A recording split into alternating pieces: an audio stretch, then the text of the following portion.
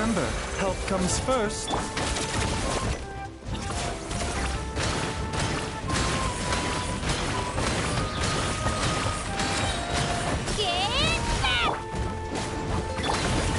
Shadow of the past, mine to command. Submit your soul and sacrifice.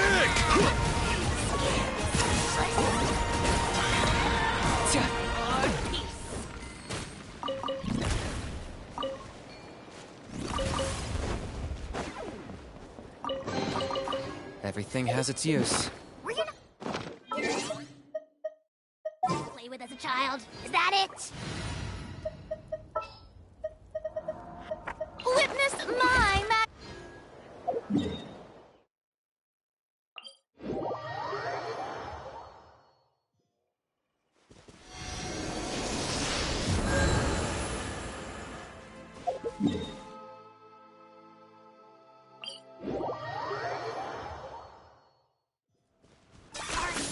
running away?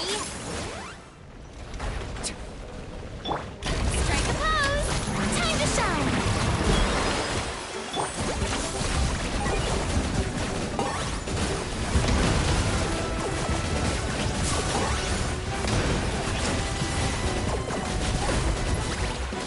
Let's light it up! Everybody! Okay.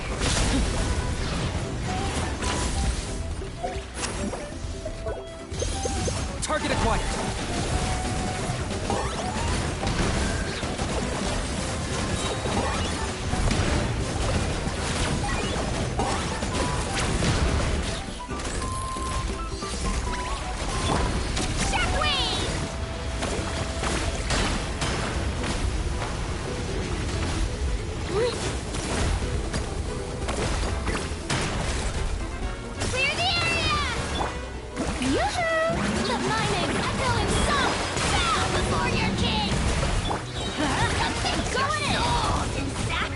Locked up.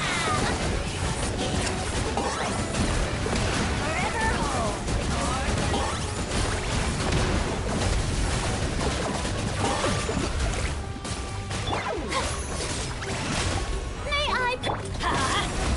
Right here.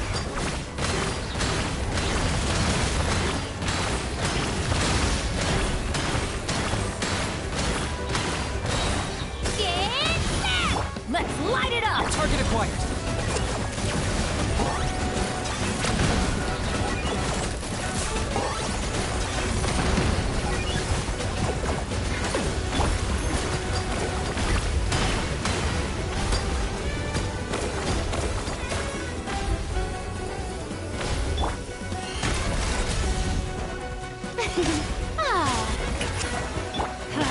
Everybody stand back!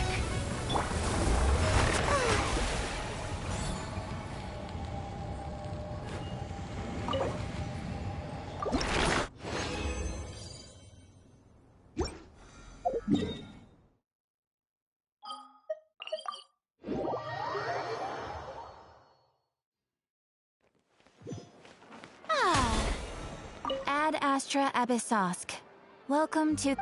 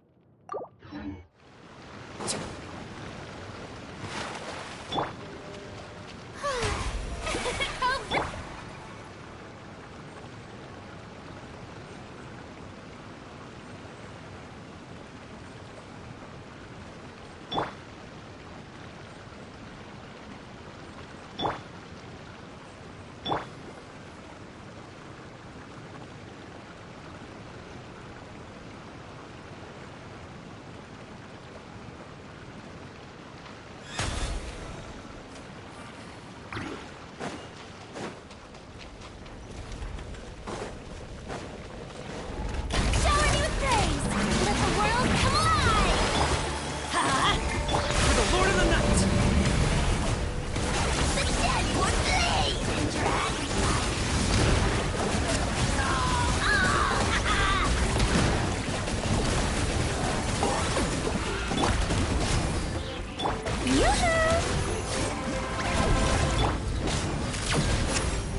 I got him cornered!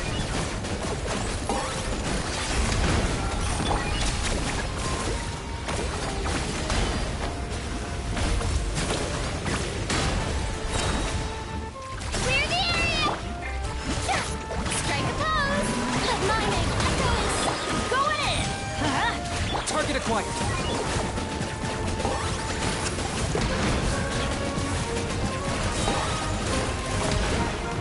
Shadow of the past!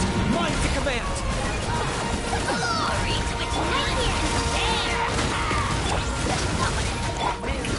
Leave me in I got him cornered!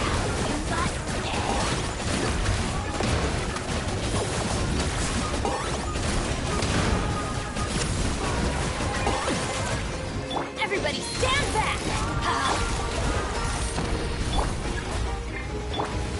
Into it! No! Stop! The show begins! Ugh! Don't look at me like this!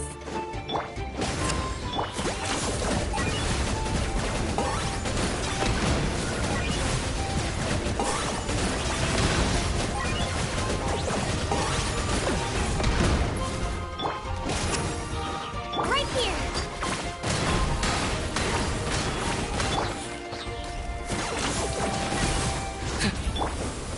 Adventure time!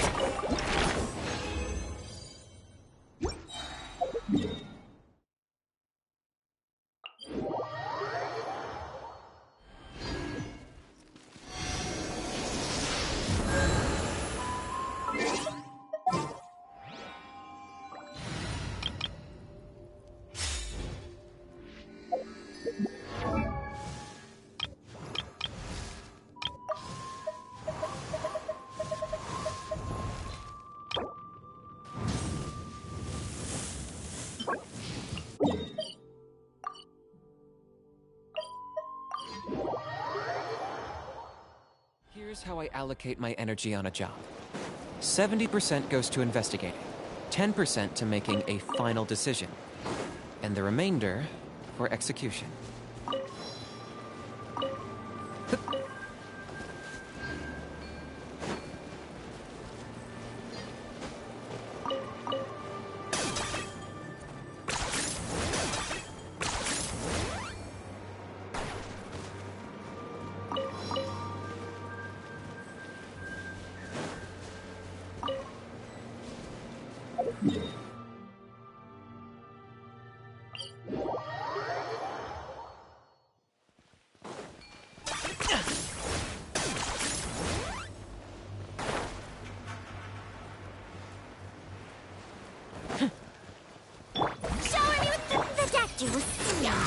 A bitter pill to swallow. Go in! Bow before your king! Submit your souls in sacrifice! Forever hold your peace.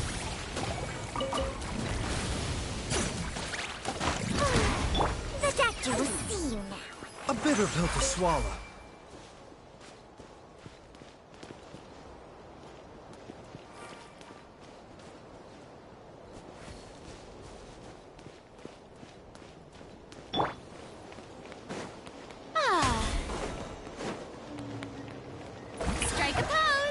Mind the side effects. Taking a turn for the better. A bitter pill. Locked up!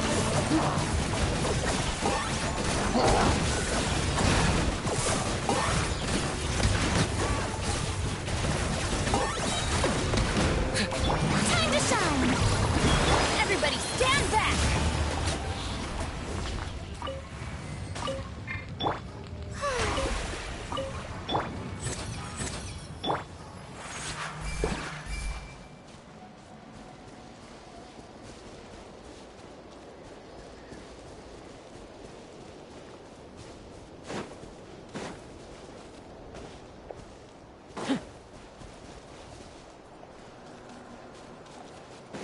Yeah!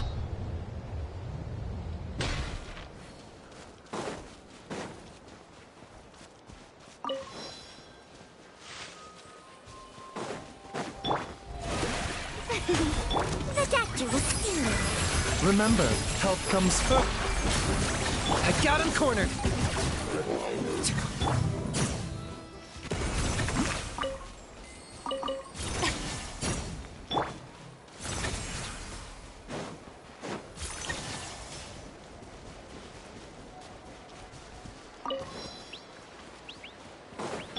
Yoo-hoo! The doctor was stealing. Let's light it up! Oh, glory! Miss your Seems like an emergency. sacrifice! Let the world collide! Forever hold.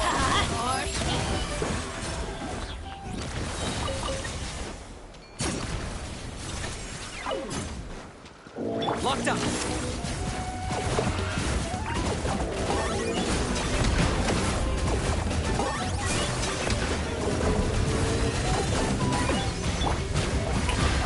Let's light it up!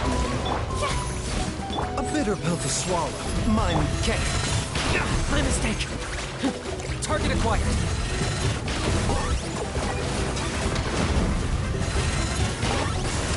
Time for you to pay the price.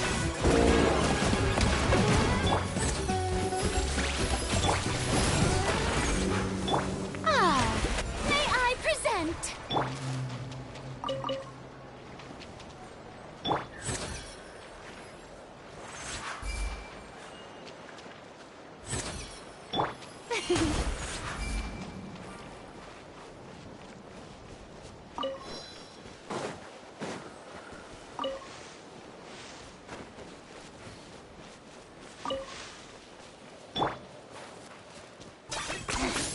Points for agility.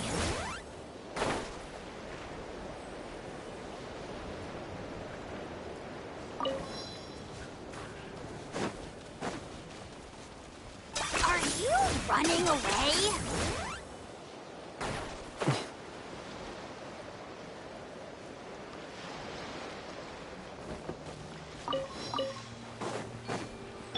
Strike a pop! The doctor was stealing.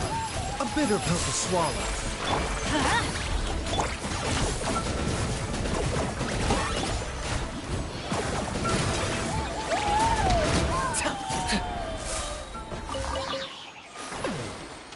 The doctor will see you now.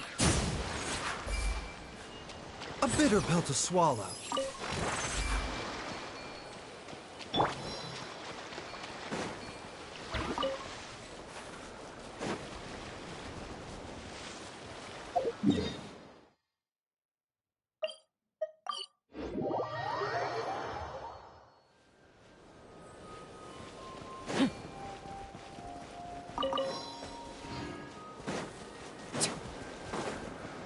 Shower me with praise. Mind the side effects. Remember, health comes first. The doctor will see. Bow before your king. Locked up.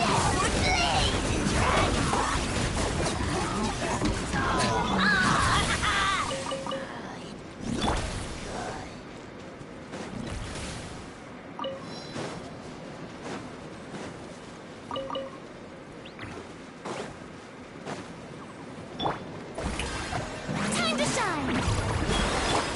Mind the side effects. Taking a turn for the better. Target acquired.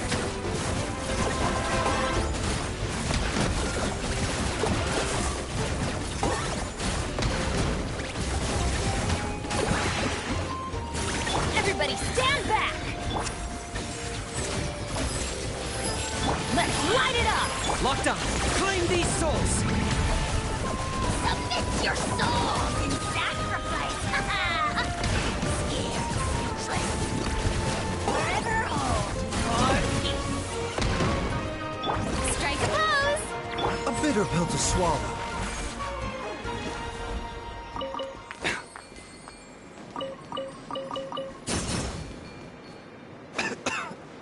Okay.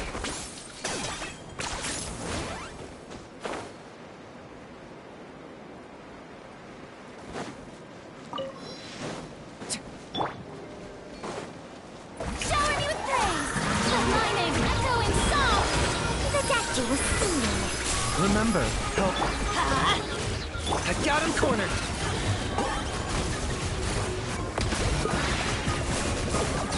Yeah.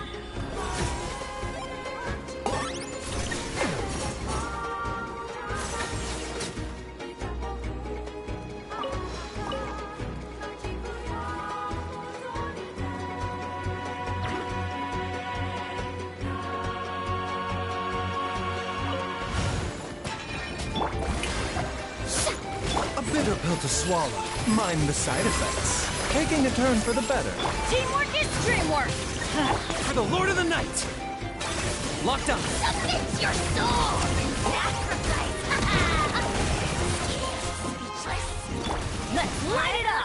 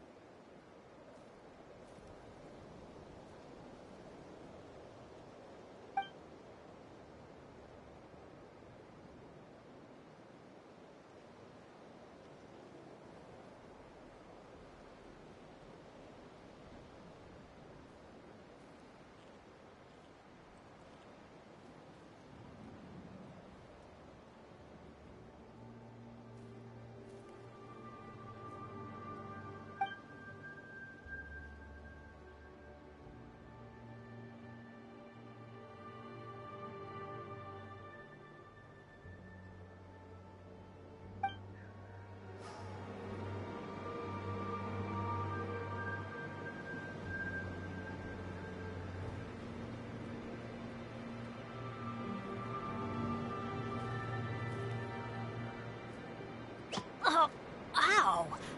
Where did that come from?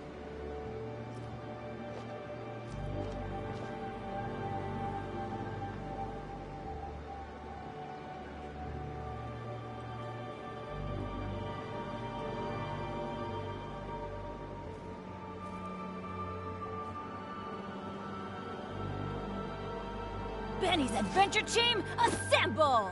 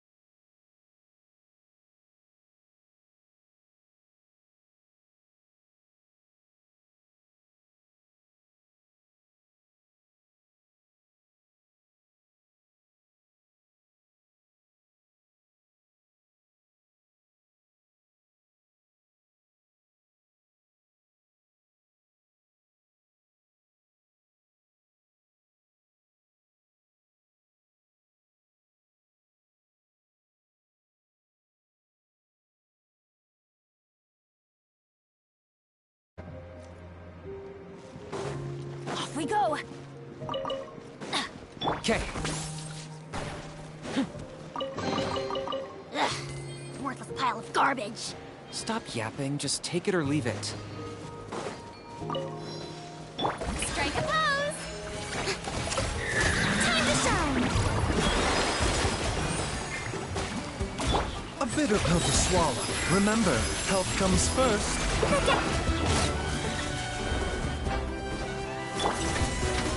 Target acquired.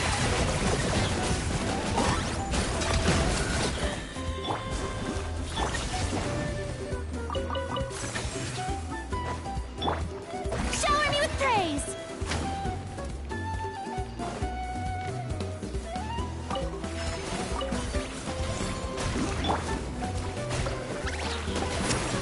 Mind the side effects. The doctor was sealed.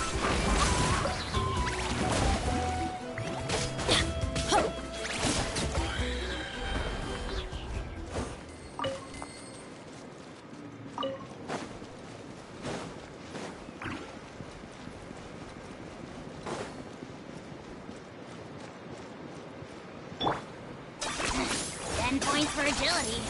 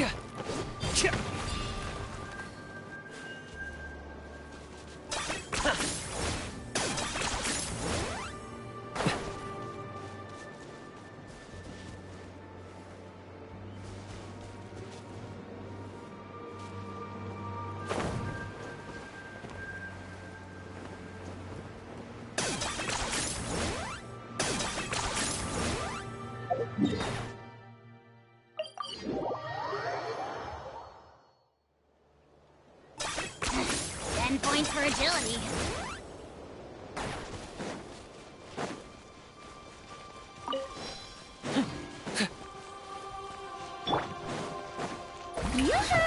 Let my name echo in song. Mind the side effects. Taking a turn for the better.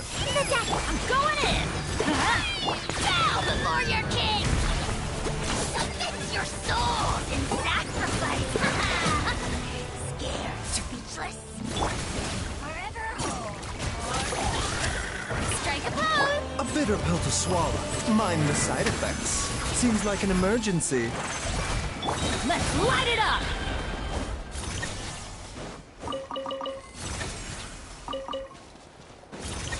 Adventure time!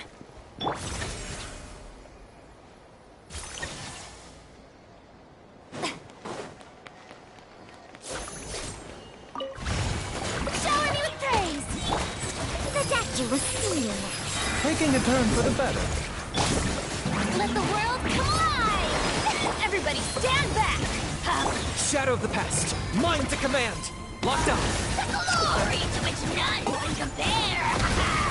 Especially not when I'm in a bad mood. Measly insects! Now you must pay! What a pleasant surprise! Truly an... Okay.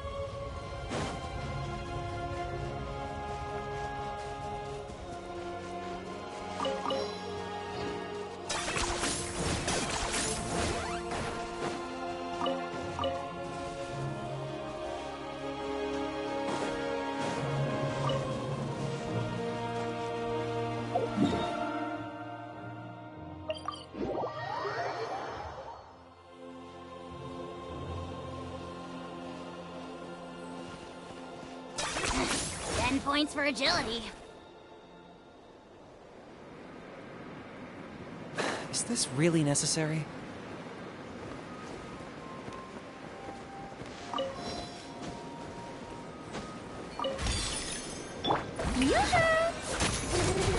Mind the side effects. The doctor was stealing. Seems like an emergency. Let's light it up! I got him cornered!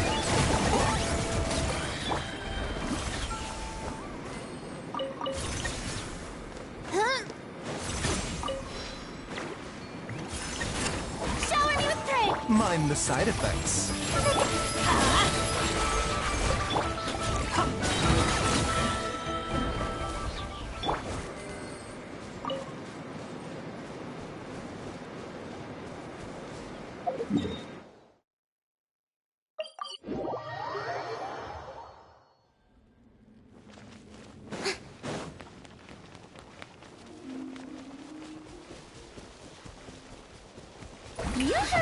Time to shine! A bitter pill to swallow. Remember, health comes first. Teamwork is dreamwork! Huh? Claim these souls! Target acquired. It's your soul in sacrifice! Scared, speechless, and forever hold your peace. Yeah! Strike a pose!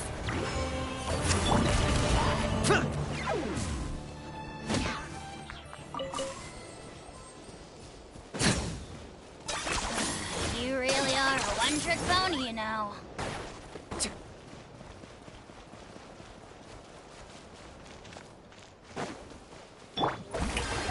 The doctor was stealing. A bitter pill to swallow. Seems like an emergency. Let's light it up! Let my name echo in song!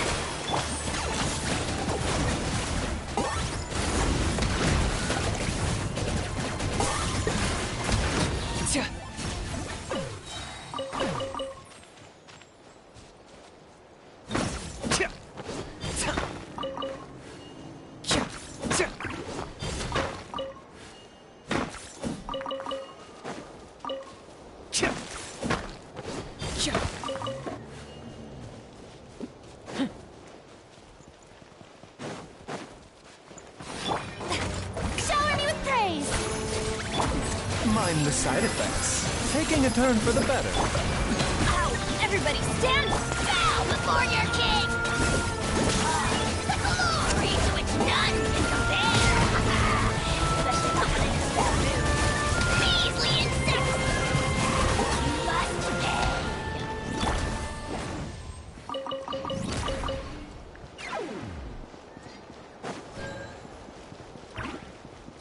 Strike a pose! A bitter pill to swallow. Remember, health comes first. Let the world come alive! Locked up.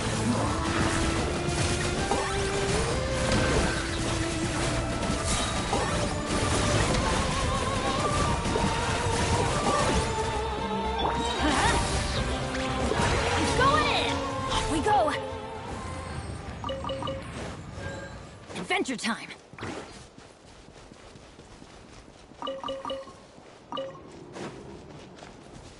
Okay.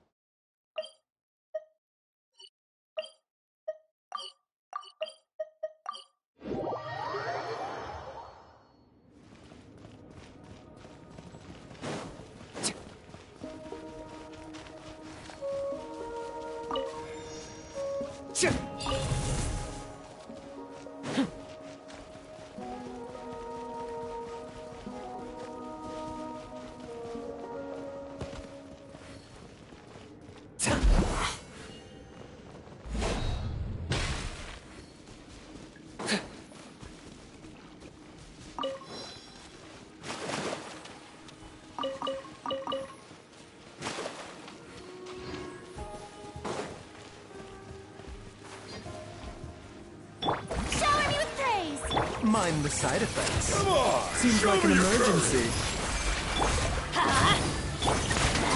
Full glory! Deadwood Blaze! Dragon Fire!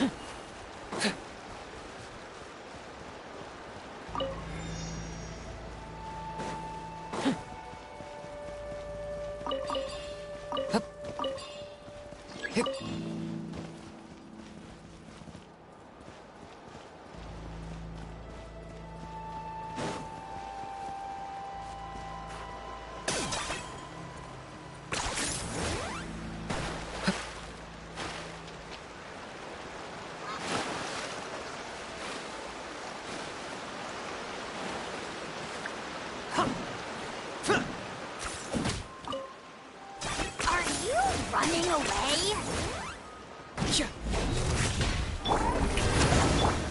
The doctor will see you. Remember, health comes first. Let's light it up! Time to shine! Target acquired.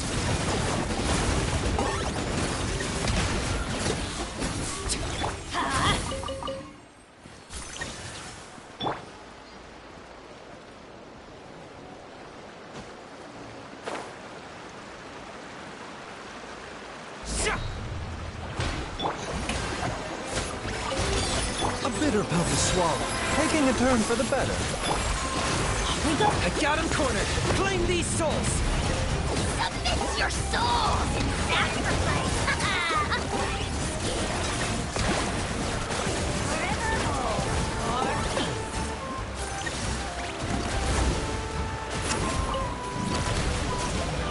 I'm going in! Let's light it up!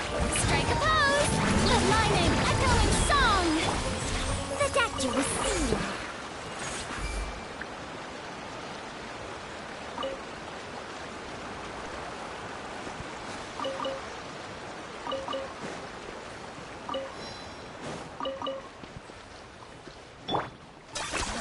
You really are a one-trick pony, you know. Yoo-hoo! A bitter pill to swallow. Remember, health comes first.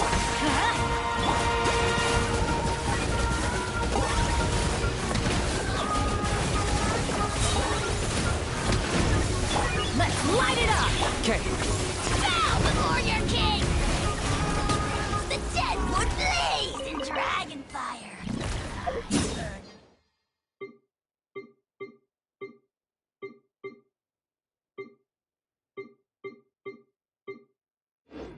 Oh, 10 points for agility.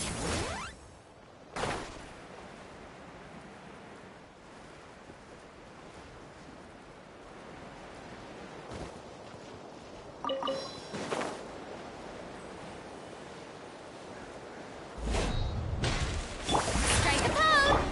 The doctor will see you. Seems like an emergency. Teamwork is dreamwork! Locked up.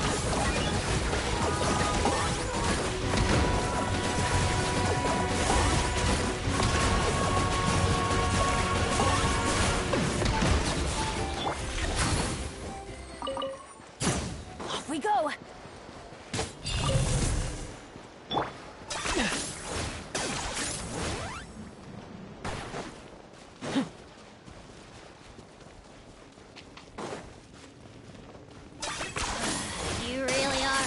bit phony, you know.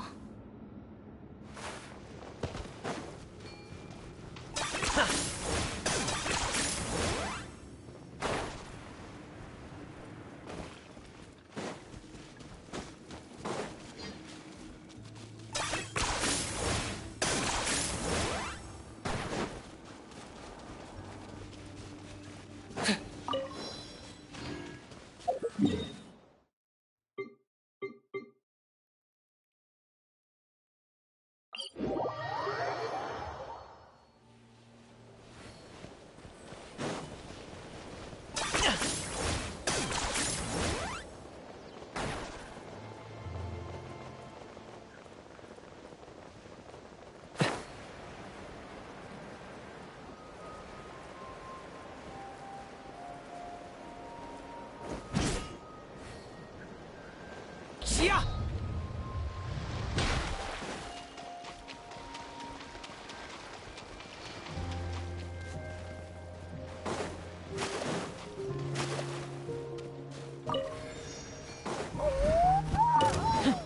Shower me with praise! Time to shine! Mind the side effects. Taking a turn for the better. The deck! Let's light it up!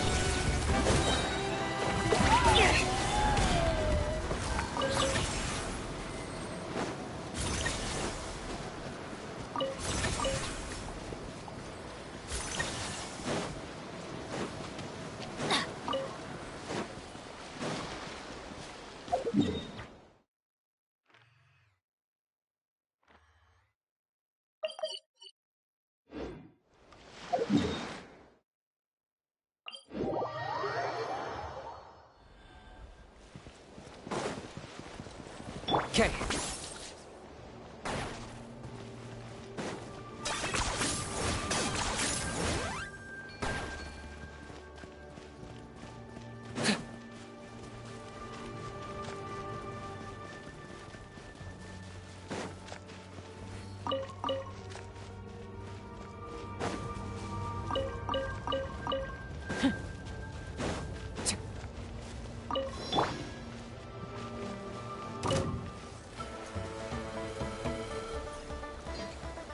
Yoo-hoo!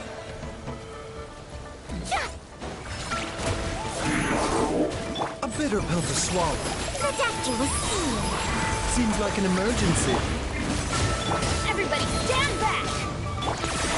Full glory! I got him cornered!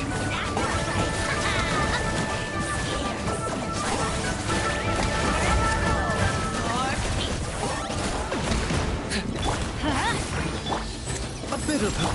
Let my name echo in song! Shower me with praise! Locked up!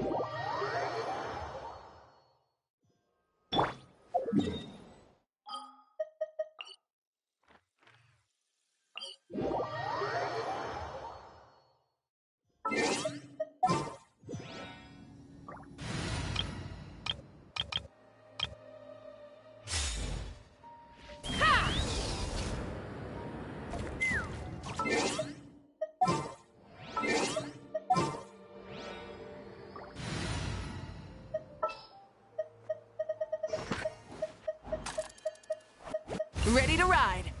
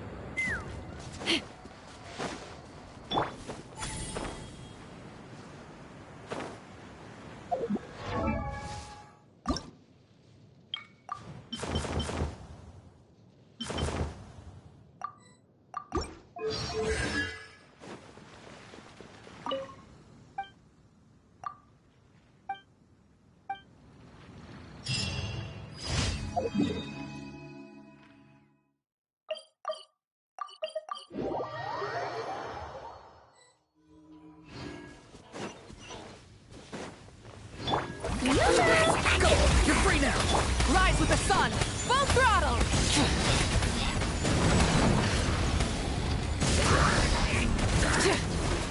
Light of the blazing sun!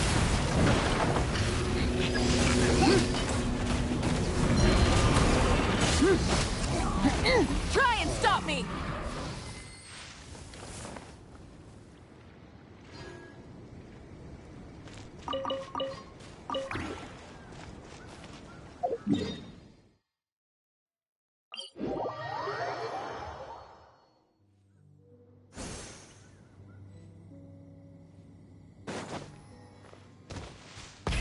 Rev the engines!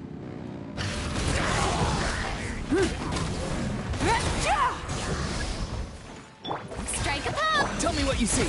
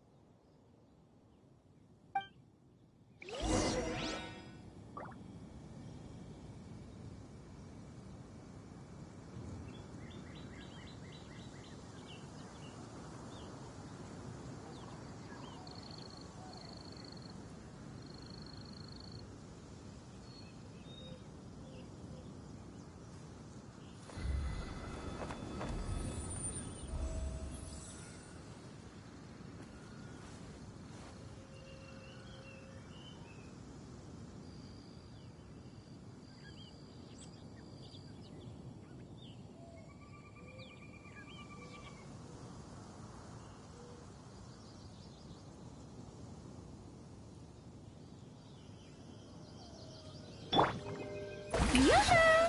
Ah.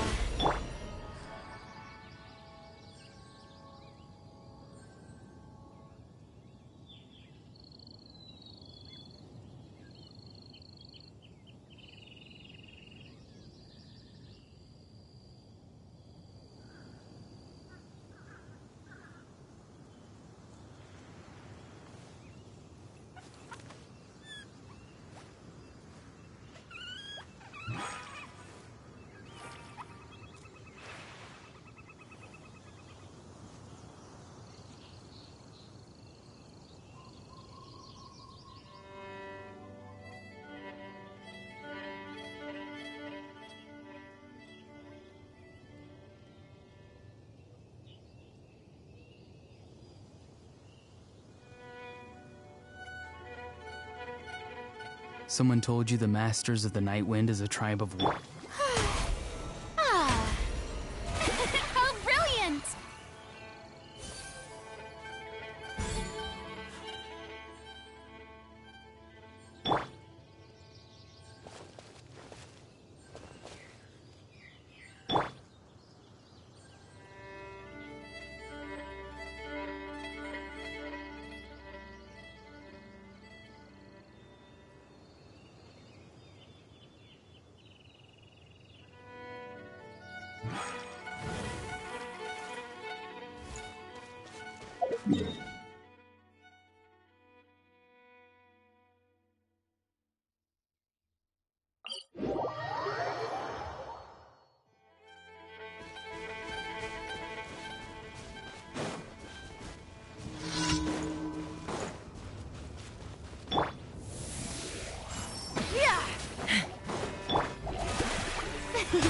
Let the world collide!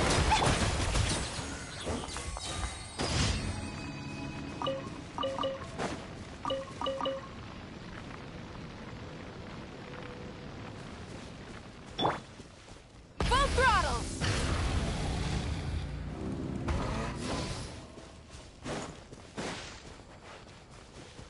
The day of the final battle is here.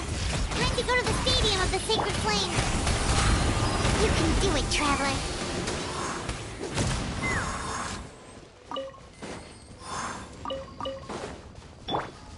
Try and stop me!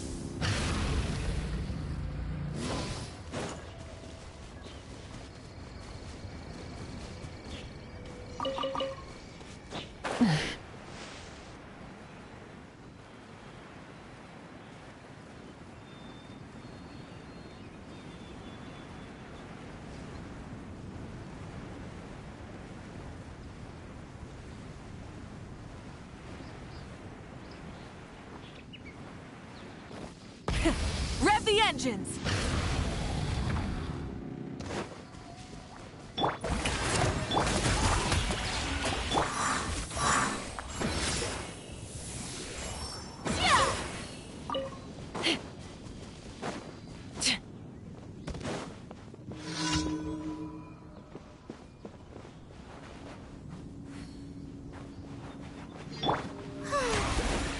The show begins!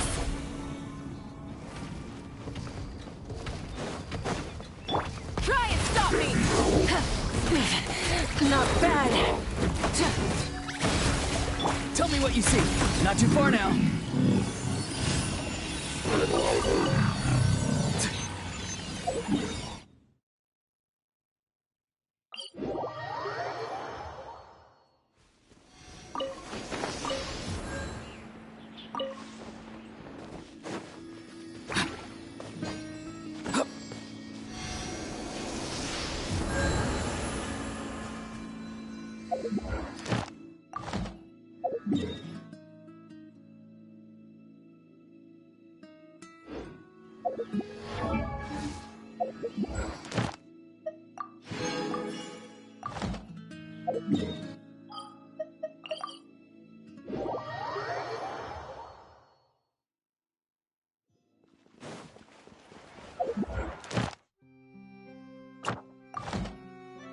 Ad Astra. Thank you for complete.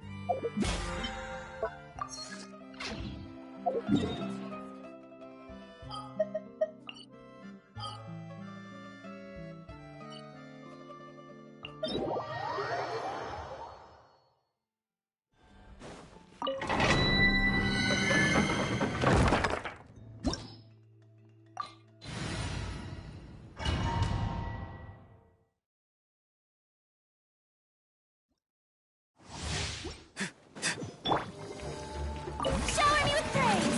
Time to shine! Farewell! Knock him down. Bullseye! Bullseye! Bullseye! You are crazy? Time to say hello. Light up the blazing sun!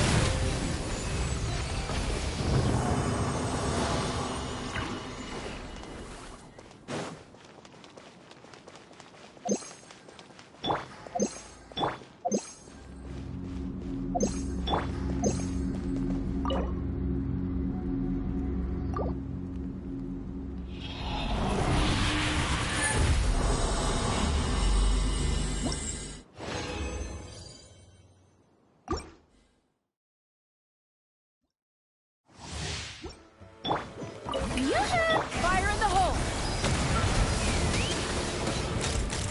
Open fire!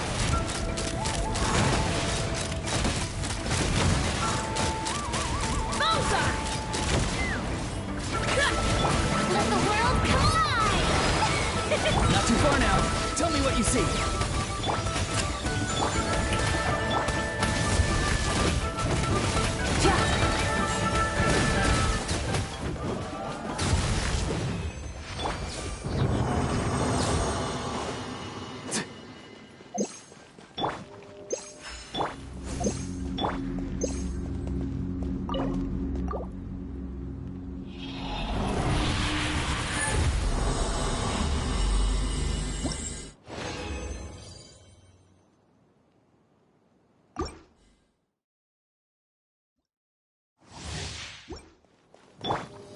Strike a pop! Farewell! Go! You're free now! Knock him down. Take me up! Open fire! Locked on!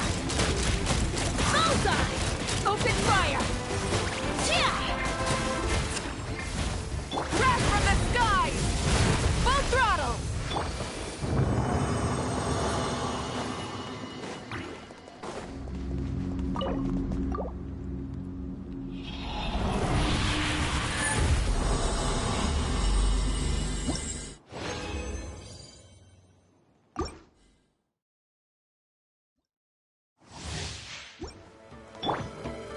Shower me with praise!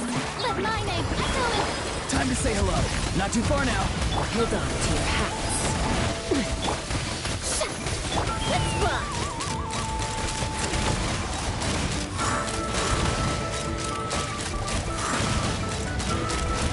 Open fire! Open fire! Yoo-hoo! Fire in the hole! Yeah!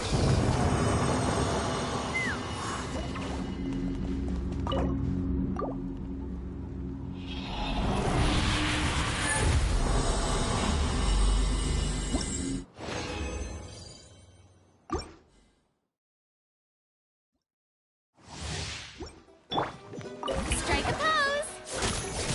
Go! You're free now! Farewell! Time to shine!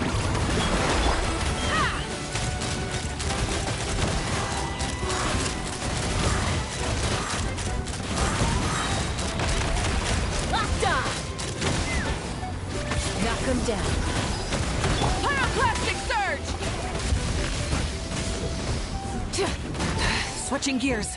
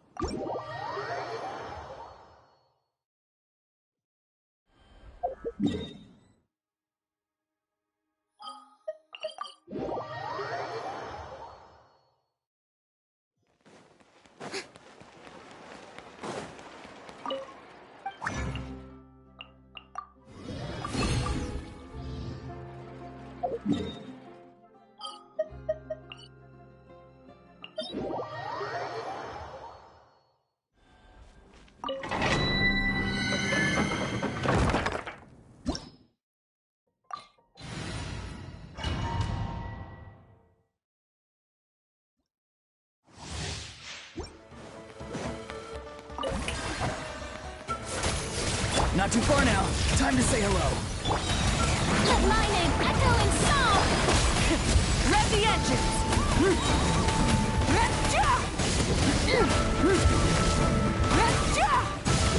Switching gears. Light of the blazing sun! Shower me with the... Bullseye!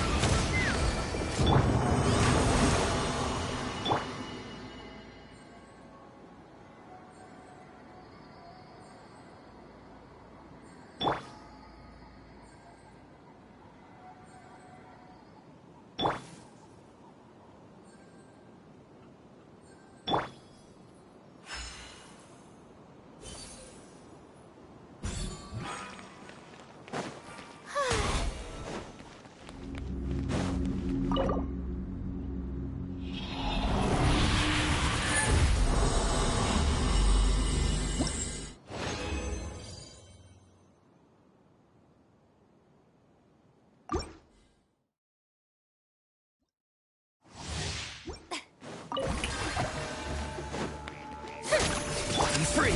Tell me what you see.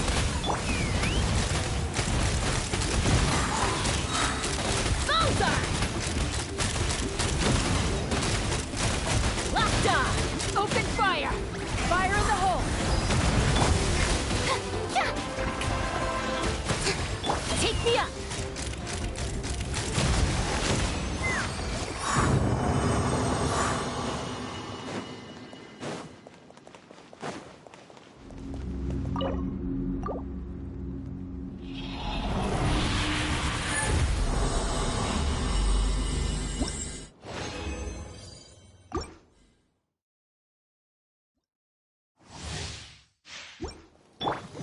Yoo-hoo! Time to shine! Farewell! Time to say hello. Let's run! Locked on! Bullseye!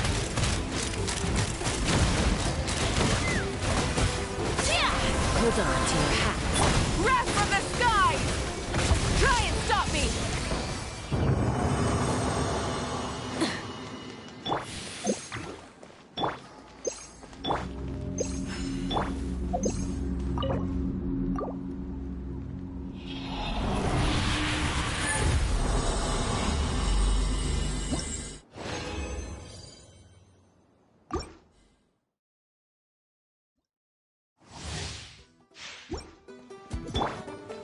Strike a pose! Go! You're free now! He's free! Full throttle!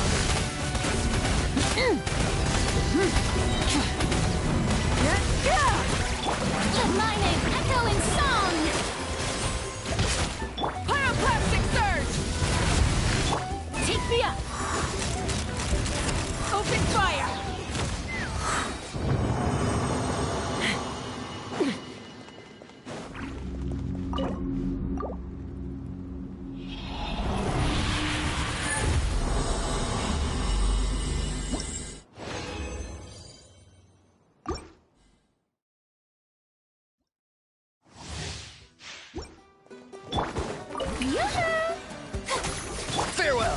to say hello.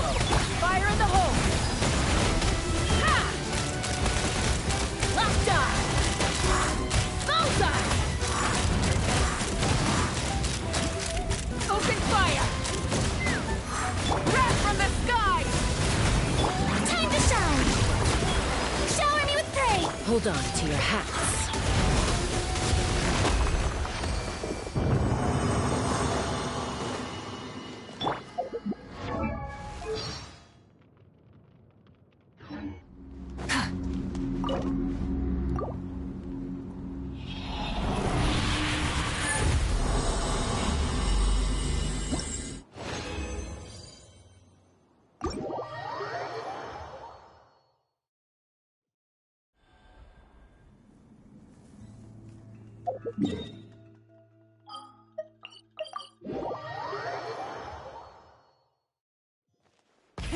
Rev the engines!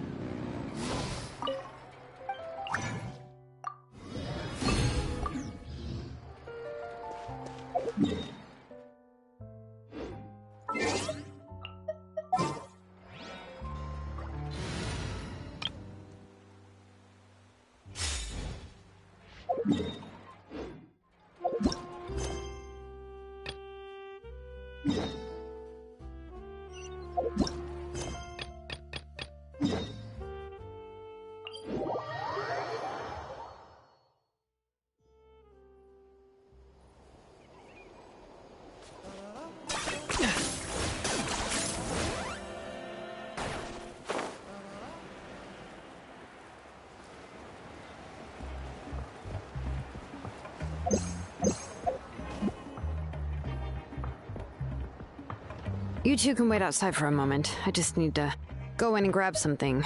The workshop is a little messy, so unfortunately, I won't be able to show you around.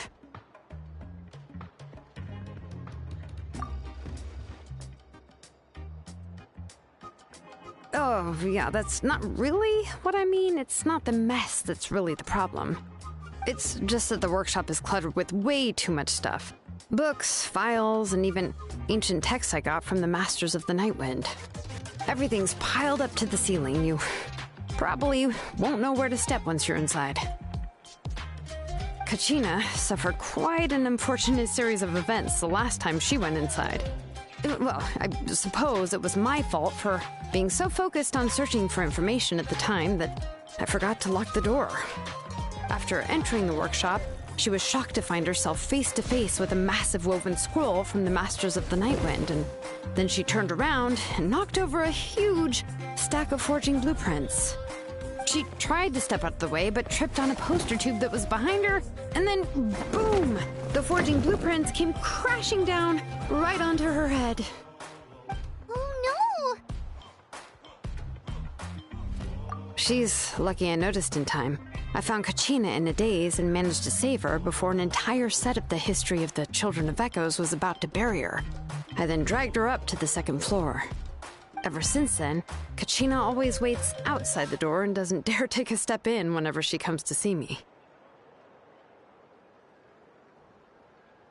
Yeah, you're an artisan and craftswoman after all.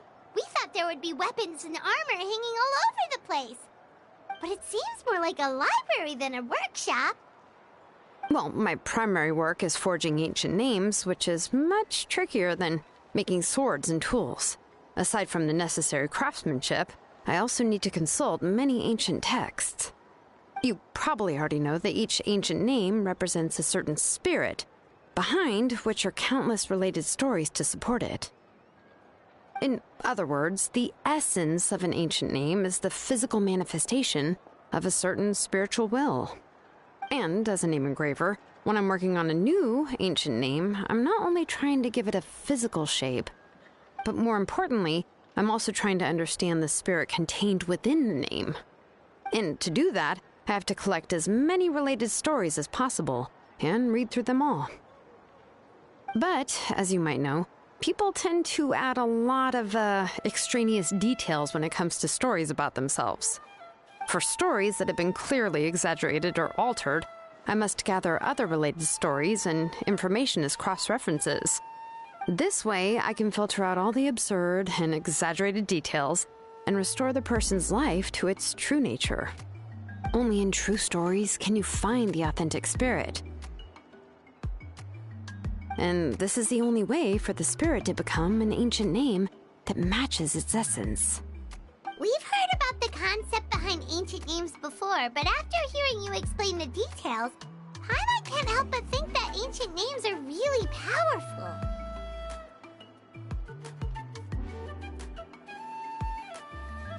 Well, no matter how powerful ancient names could be, they would never be able to suddenly turn into a blade or allow you to smash through an entire cliff in one punch. It's just a form of spiritual power that's passed down from generation to generation. It doesn't have those kinds of physically tangible effects. Well, take your own names, for example.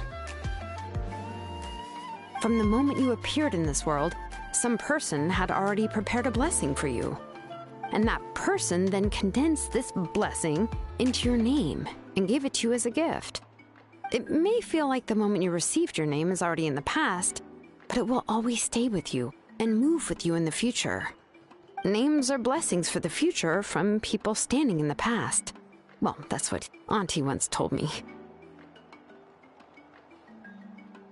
And with this blessing, people will become more confident as they walk into their future. To put it another way, it's like having a lamp in your hand as you walk through the darkness of night. Oh, Paimon gets that. If you're alone when you're walking in the dark, it's easy to get scared and tired quickly. But if someone else is walking with you, then it won't be nearly as scary. And, well, you might still get tired, but it'll still be a whole lot better than walking alone. The Traveler always has Paimon by his side, though, so he'll never have to worry about that. Oh, Paimon sure many wish they could be in your shoes, Traveler. Paimon's always flying! Of course it gets tiring! But we're getting off topic. We can talk about that later. Anyway, this is what Clisoli told me when I was training as a name engraver. And to be honest, I've only understood 20% of what she said at most. I've never been able to figure out the rest.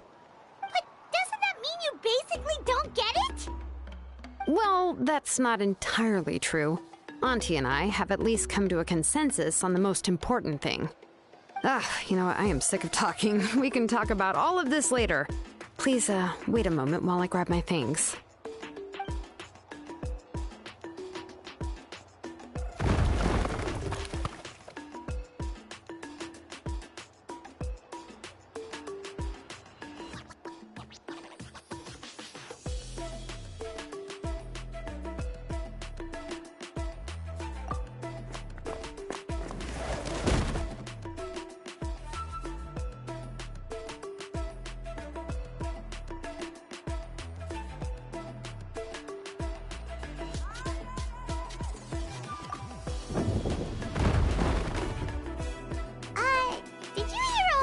Of something collapse in there just now? It's fine, it's fine. It was just a bunch of very old ancient name records. I've already made copies of them. I kept this set of phlogiston wedges in the back, so it wasn't easy to take out. I had to resort to brute force. Come on, let's go disassemble the central inscription. It shouldn't take long.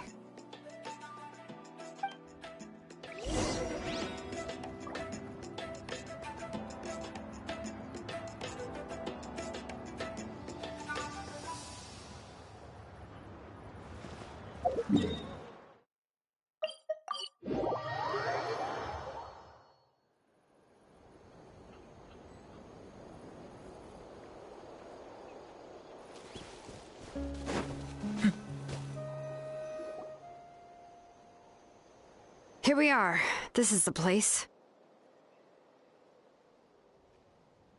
This cliff is pretty high. What are we going to do here? Are we going to climb to the very top and then throw this inscription down the cliff?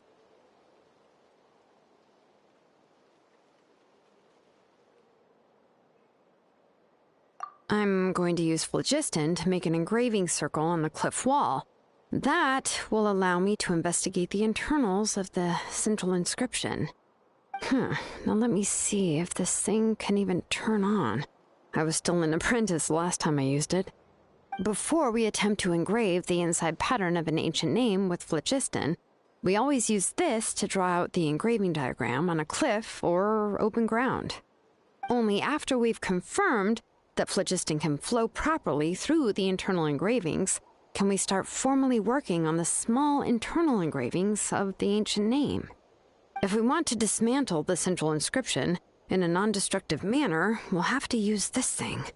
I really don't want to engrave such a large diagram with my bare hands. Oh, so you'll be able to see what it looks like on the inside without ruining Tlasoli's inscription? For the most part. If it were just an ordinary unfinished ancient name piece, I'd just take it apart and pour phlogiston into the internal engravings to see everything. But since it's a central inscription, it would be better not to destroy the blessing that Auntie has prepared for Nichka. So, Shilonen, does this central inscription fall under the 20% you understand about ancient names, or the other 80% you don't understand? Oh, don't worry. As I said, Auntie and I share an understanding of the most important principle, which is names are intrinsically valuable. Only by having names can things be sorted and categorized. They allow the world to become more orderly and identifiable. For example, when I order ore, I would usually say I need volcanic crystals of about 35% purity and no more than 3% of impurities. Without specific names, I would only be able to go to the ore merchant and say, I want this and this. No, this isn't it. That one. No, not that one either. Yeah, you see what I mean? Names are a crucial part of how we standardize our workflow. Without names, the work would be impossible. Yes, because forging ancient names is first and foremost a technical job. There's no debating that. As for the question of why it's important, as long as it does not affect your ability to perform your work, you'll gradually understand it as you put the process into practice. After all, creating an ancient name is quite the complicated process. Well, let me break it down even further. We're not in the tribe right now anyway. Essentially, by forging ancient names, I'm assigning nicknames to the heroes in Natlan's history.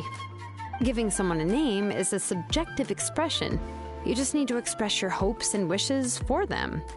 But giving someone a nickname is a much more objective expression. To come up with a fitting and accurate nickname requires much thought and observation.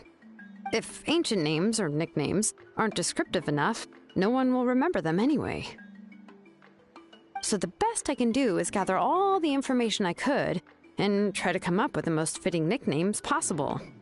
Even a minor mistake in the process could cause people to misunderstand the nickname. For a name engraver such as myself, such mistakes would be considered a major blunder.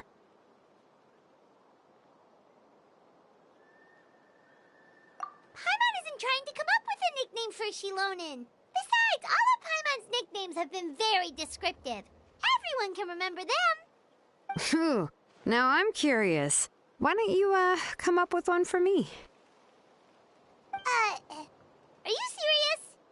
Of course. This is also my line of work, you know. Go ahead. A nickname? Shilonen. Well, she uses phlogiston to forge weapons and make Smith? Yeah, not bad. And quite fitting, too. I'll remember it. But, you should keep observing my work, Paimon. Maybe you'll come up with an even better nickname. Right, okay. Time to make like a smith and start smithing. Watch closely.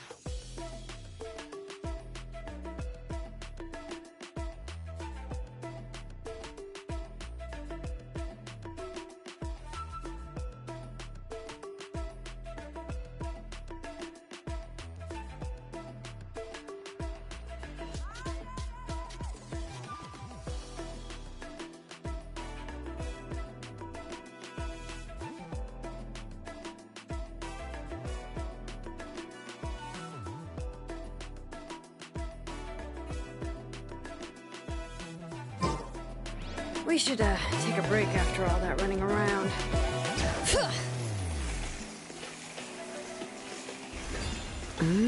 Adjust the inclination by 2 degrees. Stop. The error margin is within an acceptable amount, but I'll extend the inscription link a little more just to be safe. I'll leave some space here. And when the linked engravings are activated, the inscriptions here will overlap with each other. And there. That should complete the flow.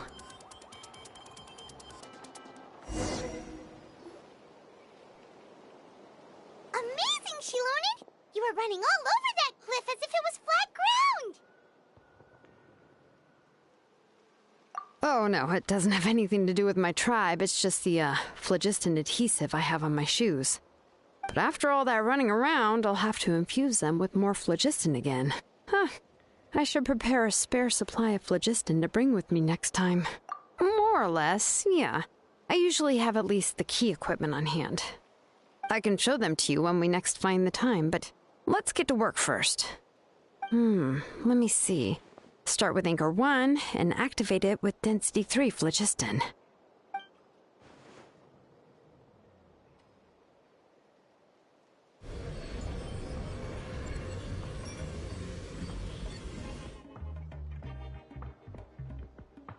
Whoa! A super huge diagram just appeared! Tlasoli's central inscription is even floating!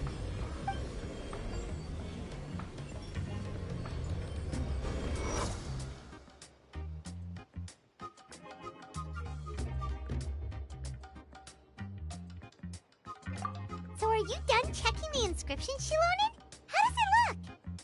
I didn't find any anomalies in the phlogiston engraving. All the adjustments are indeed based on ancient name engraving techniques.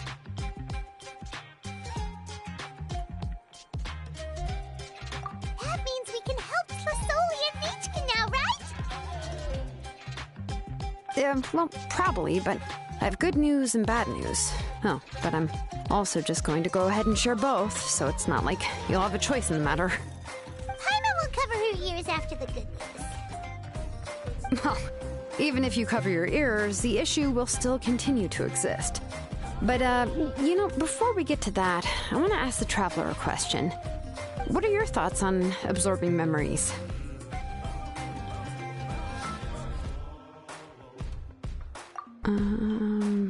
Yeah, well, sounds like something you'd say.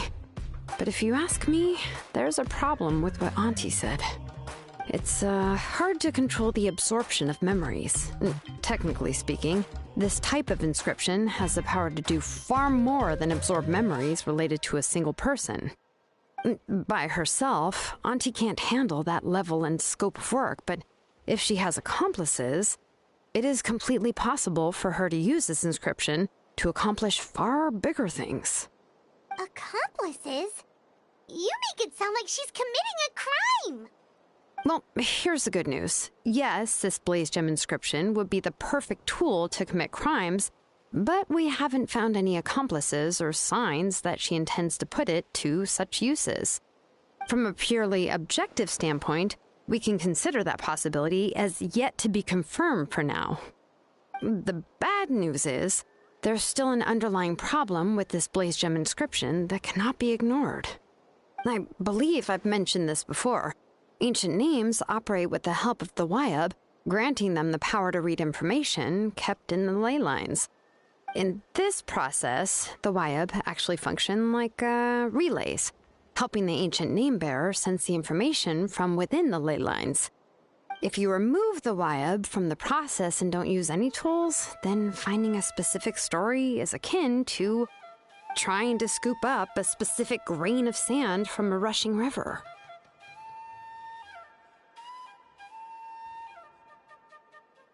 Yeah, exactly. Anyone who attempts to do so will likely lose most of their cognitive function or become a babbling madman who talks to themselves all day long. Now, let's consider the memories that Auntie has gathered as the ley line, and Nechka as the only ancient name bearer of this ley line. there's no way Auntie would let Nachka plunge into the river of memories without any tools. She'd only be overwhelmed by the surge of memories. And considering that Nachka has forgotten all of her past, she'll be unable to work on her own to accurately find the correct past. Only Aunt Flisoli can help her filter the correct memories of her past. So, if my hypothesis is correct, Auntie is actually planning on turning herself into Nachka's Wyab to help her extract the corresponding memories in the different situations she may face. In an ideal world, this would be perfectly fine. As long as every extracted memory is correct, Nachka would essentially be getting her past back. And I also believe that there won't be any mistakes in everything that Auntie remembers about Nachka. But Auntie is not a Wyab. Her body won't be able to handle the load for long. But how can we solve this problem? No matter how we try, Tlasoli will...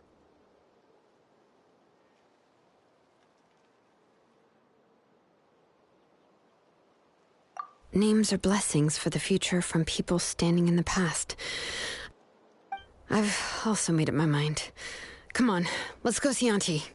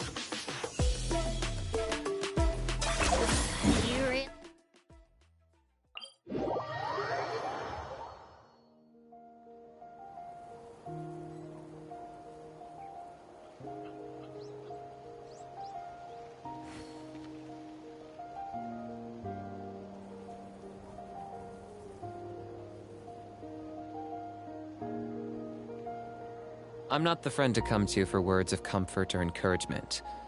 But when it comes to weighing the costs of your actions, ask away.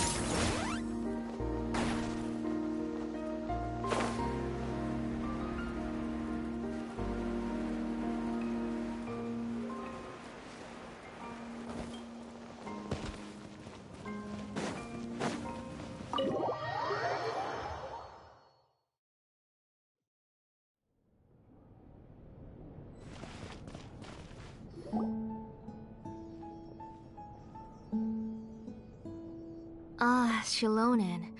It looks like you've made your decision. Am I right? Yes, here's some research that I've done. You can reference it to modify the way the central inscription operates. I'll also help you continue working on the Blaze Gem inscriptions, but I must have complete control over all the inscriptions and the ability to oversee their uses. The memories that can be absorbed by the inscription will be limited solely to Nachka's past. We'll plan a set time frame together from which the memories can be drawn from shortly.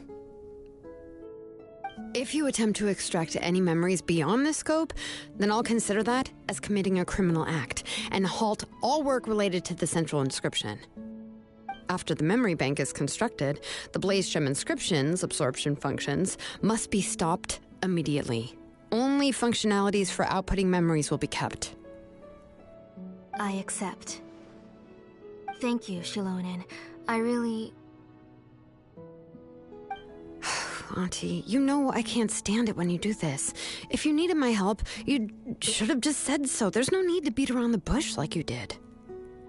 Using technology for ancient names to forge other things without permission is no trivial matter. Yes, it's a major departure from the technology's intended use, but it's nothing compared to a child who needs help, compared to a name that's about to be lost. But once this is all over, you must come with me to see Pakal and discuss everything that happened. That's fine. I'm willing to accept any punishment for my little Nachka. All right, let's clear off the table and come up with a plan. I need some time to consider how to let Nachika control the Blaze Gem inscription on her own and extract the memories from her past. Oh, by the way, did you give the book to Nachika? How could I just hand her a birthday present that you specially brought for her? I've picked out a box and packaged it up. Wait till her birthday and then bring it to her. It'll be a nice surprise. No, it's just an old book. There's no need to...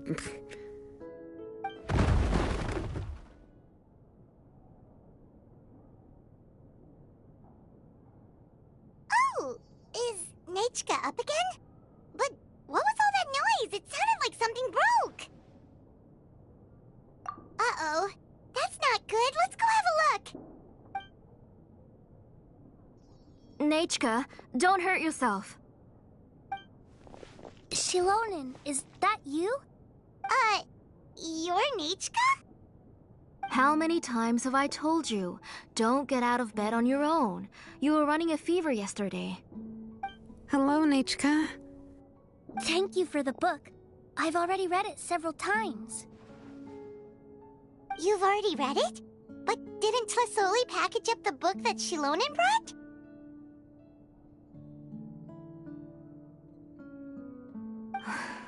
No, she's all mixed up. The one she read isn't from Shilonen. It's one I bought for her before. A few days ago, she told me she wanted a book. I know nothing about these kinds of books, so I had no choice but to go to the tribe and look for a copy. I eventually found one and bought it for her. I put it in her room once I got... Soon after, she suddenly developed a fever. I was so busy taking care of her that I forgot about the book, and even forgot that she had asked you for a gift. Auntie, do you know which version of the book you bought? Which version? The shopkeeper said it was the one with the perfect ending to the story. Apparently that's the only one you can find on the market now. Oh, it's all my fault. You wasted your money, and now it won't even be a surprise. Oh, it's all right. It's just a book. As long as Nachika enjoys it, that's what matters. Oh, right. Nachika probably doesn't know us. You're Paimon and Mr. Traveler. Mom told me about you. Oh! Seems like everyone knows who we are now.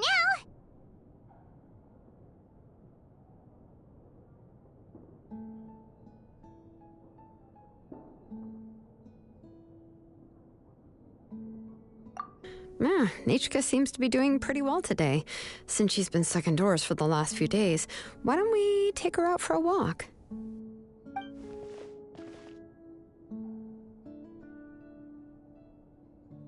Take her for a walk. But considering her condition, I don't think she... Oh, don't worry, Auntie. She'll be safe with the Traveler and me. We won't leave the tribe, and if anything comes up, we'll be sure to find the doctor immediately. Besides, it's her birthday in a few days, and we need to go to the tribe to buy some things.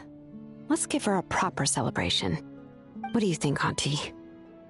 I promise I'll be good, Mom. Didn't you say before that I need more fresh air? All right. As you wish. I also happen to have a few repaired Blaze Gem inscriptions that I need to get back to the tribe. We can go together.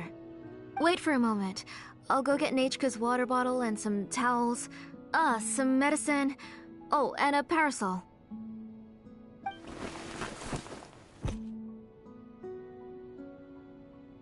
Talk about being prepared.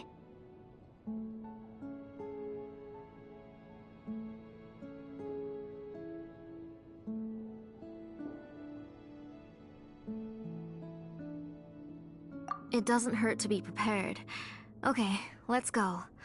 Please be good now, Nachika. Don't cause any trouble for Shilonen and the others.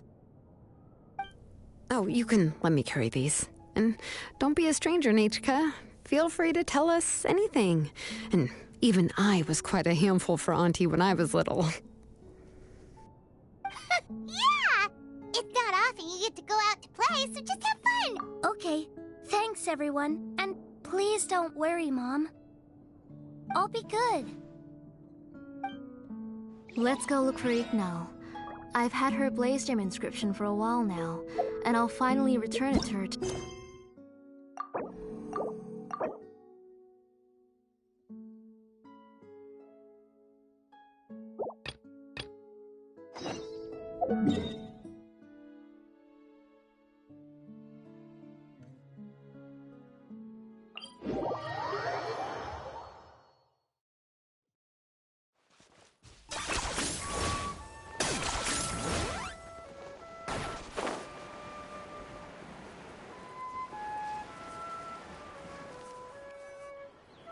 So Appa says that T'Pol's from the Children of Echoes. But how do we track him down? Just ask around until we find him? Let's start by talking to someone we know. It'll be faster that way. At this time and place, I'll bet the easiest person to find is... Wakey, wakey, Shilonen! Oh, it's you.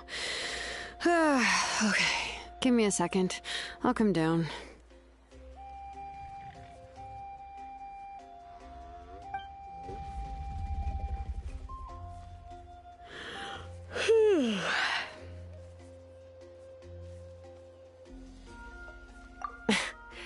I climb trees to fly further and see farther. I don't usually stop for a nap. Well, we're not all like you. Always full of energy, even after flying around all day. Yeah. So, you've come all this way and interrupted my precious nap time. Might I inquire as to, why? I'm sorry, Shilonen, but it couldn't wait. Does the name T'Pol mean anything to you? He's a craftsman, apparently. Huh. T'Pol. Yeah, that rings a bell. I think that's Puma's child. Nope, I'm afraid you're a few years too late. Why are you looking for him?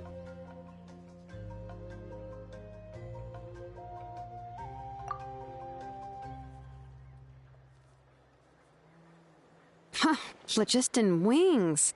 Wow, okay. The kid actually pulled it off. Well, looks like, no more rest for me today. Pulled it off? You mean he's tried making something like this before? Yeah, he started trying to build a flying machine right after he got back from the Flower Feather clan. So right after he went wingless, then. Was this flying machine anything like the gun you made me? You mean your gun that's harder to tame than the proudest Kukasaur? No, he wanted to build something that allows anyone to fly freely, even if they're not naturally gifted. But he never got very far back then, though. Blew up his workshop a few times and barely made it out alive. I never really kept up with him after that. His parents traveled a lot in their youth and only returned to the tribe after he was born. But they settled in a remote area and don't interact with other people much. Which means most people in the tribe don't know them very well. Your best bet is to chat to his direct family. I'll, go get Puma. Wait for me in front of the workshop. I won't be long.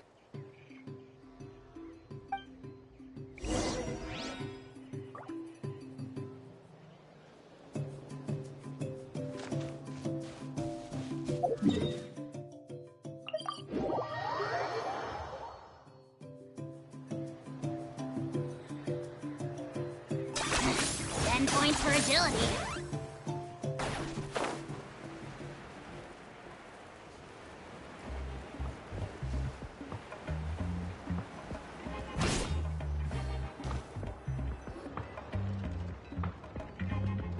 I'm back. Allow me to introduce T'Pol's mother, Puma. Hello, we're... Oh, save the pleasantries. I don't want to spend any longer talking about that boy than I have to. Huh? I disowned him long ago. He is no child of mine. All he cared about was his pipe dream of reaching the sky. Oh, we tried to talk sense into him, but he was obsessed. And then when he left us, he spouted some nonsense about building a workshop in the sky to avoid the constant criticism of us ground dwellers. He left his notebook behind. Whatever questions you have, you can look for them in there. I am done talking about him. He's no son of mine. He never called me Mom anyhow.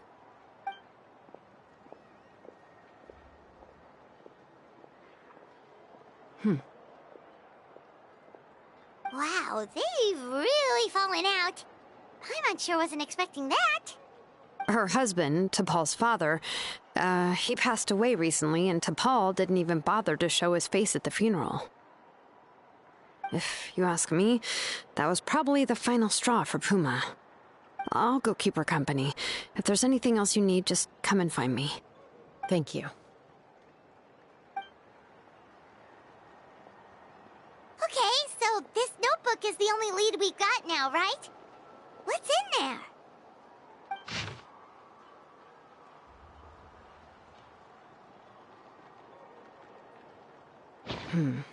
Some early designs for the phlogiston wings, and some theorizing about an airborne workshop. Ochkanatlan, the Cinder City. Looks like that's where he got his technological inspiration from. So, was he serious about the workshop in the sky? But that's such a big... Oh, yes. The one from the trial arena that was super high up! That balloon has been there for a while, and everyone's been wondering how it got up there, but what if that's the wrong question? What if it started off even higher up, above the clouds and out of view, and it only descended to its current height due to some kind of malfunction?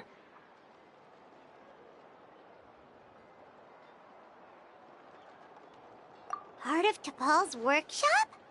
Seems likely. If T'Pol's base had been hiding above the clouds this whole time, that would definitely explain why Isidore couldn't find it. Paimon totally called it! But how do we get up there? Chaska, can you even fly that high? By myself? Possibly. But with a passenger, no chance. I doubt even phlogiston wings could take you up that high. At least, not without that relic T'Pol mentioned in his notebook. Yeah, and he's probably holding on to it. We'll have to find another way. Nope.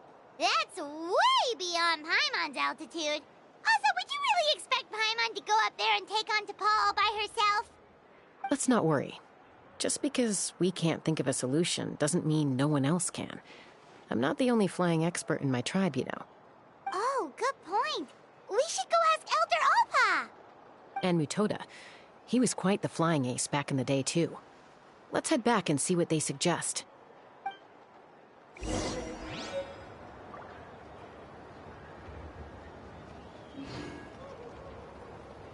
You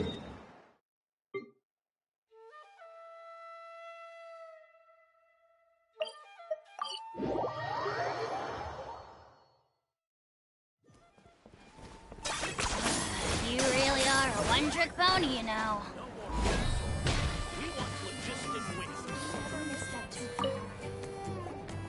Chaska, you're finally back. Things are getting really tense in the tribe. Have you made any headway with your investigation?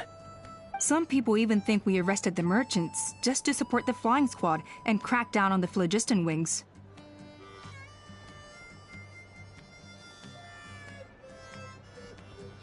We found some promising leads, but there's a major obstacle standing between us and the irrefutable evidence we need. A relic from the Cinder City? So Ochkon's still managing to sow discord, even after all these years. An airborne workshop and a hot air balloon above the trial arena. And that's where you're trying to get to now?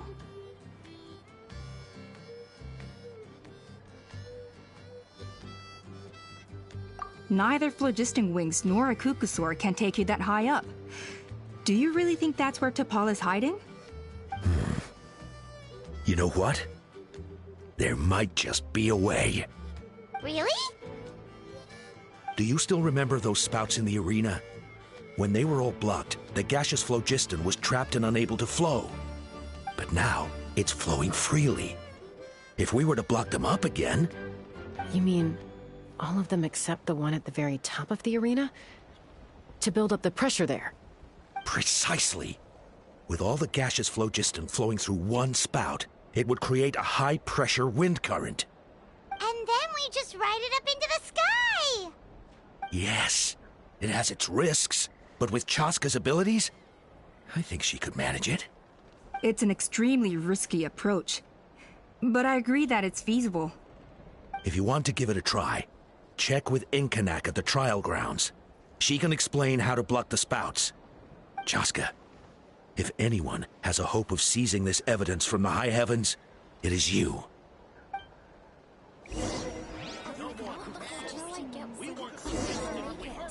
Bad-mouthing the Kukosaurs going a step too far.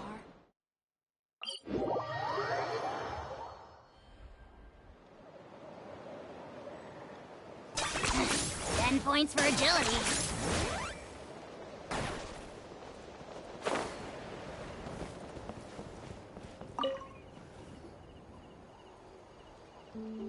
Goodness me, that is a very bold idea.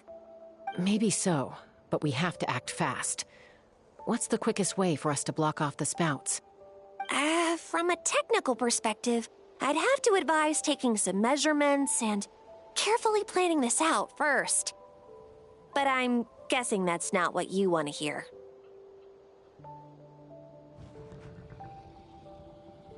Then we'll have to take the rough and ready approach. See the solid phlogiston over there? Our prior inspections revealed that some kind of stable structure has formed inside, making it highly damage resistant. It's not without its weak points, but unless they're all struck at the same time, the structural integrity won't be threatened. So, what happens if we do strike them all at once? It'll collapse. Okay, I see where you're going with this. Yeah, you got it. As long as you hit all the weak spots at once from the right angle, the solid phlogiston will fall right on top of the spout and block it up. You're right about rough and ready. Sounds like my kind of plan.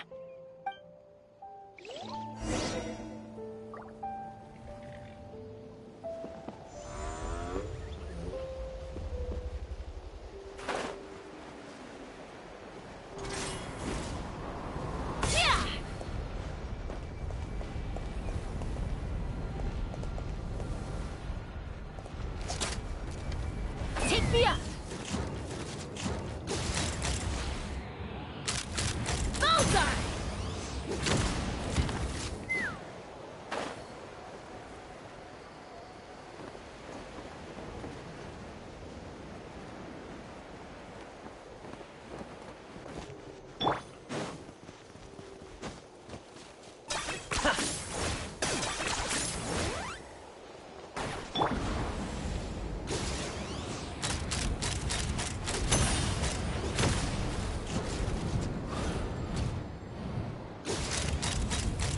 Open fire!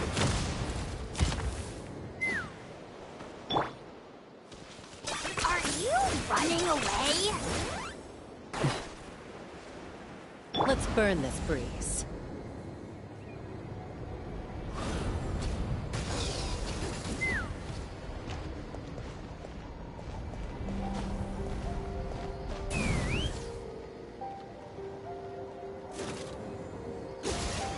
Locked on! Look! There's a chunk of solid phlogiston right over that spout!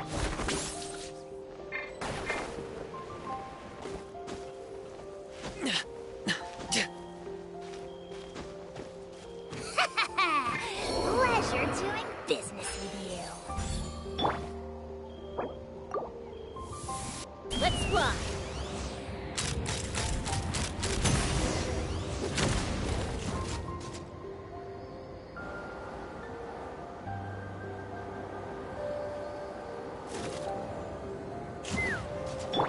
Mind the side effect.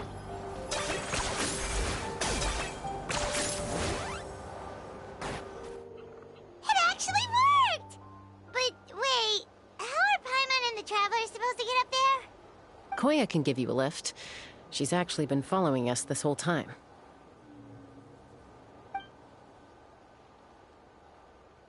Wow, Paimon didn't notice at all. Well, probably because she didn't want to get too close to humans. Or maybe just me. But right now, we need her power.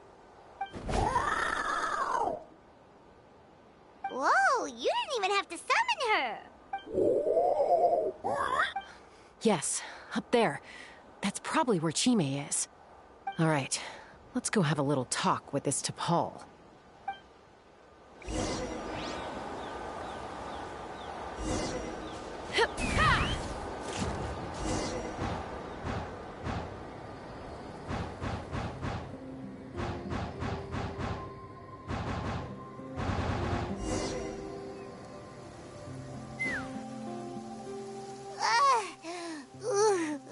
Haven't ever flown that fast before. She feels so ready to throw up. Aha. Just as I thought. It might look like a regular hot air balloon from the outside, but up close, it's clearly been heavily remodeled. And sure enough, it only descended below the cloud line because the custom-built machinery malfunctioned. I should be able to figure it out with T'Pol's notebook. Thankfully, I know a little DIY from fixing up my guns when they're having issues. That should just about do it. Now all it needs is a nice hard kick.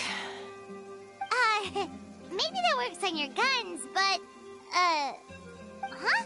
We're really moving!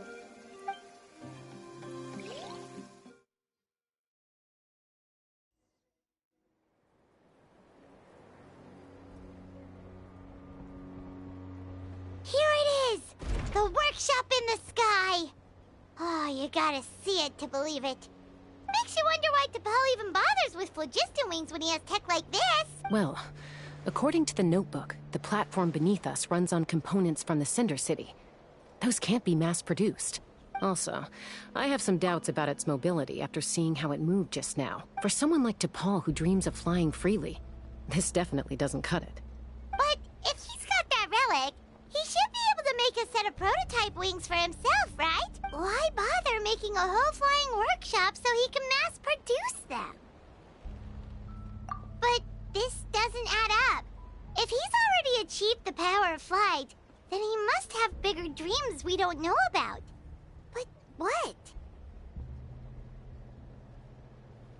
With any luck, we'll find the answers in his workshop.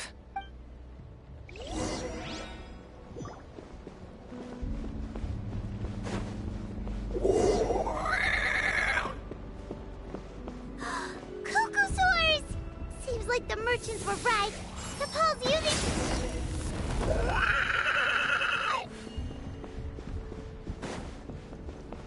Let's fly!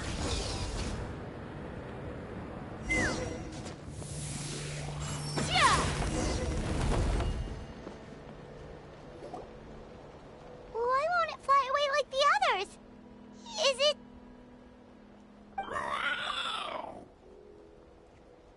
She's still breathing, but barely.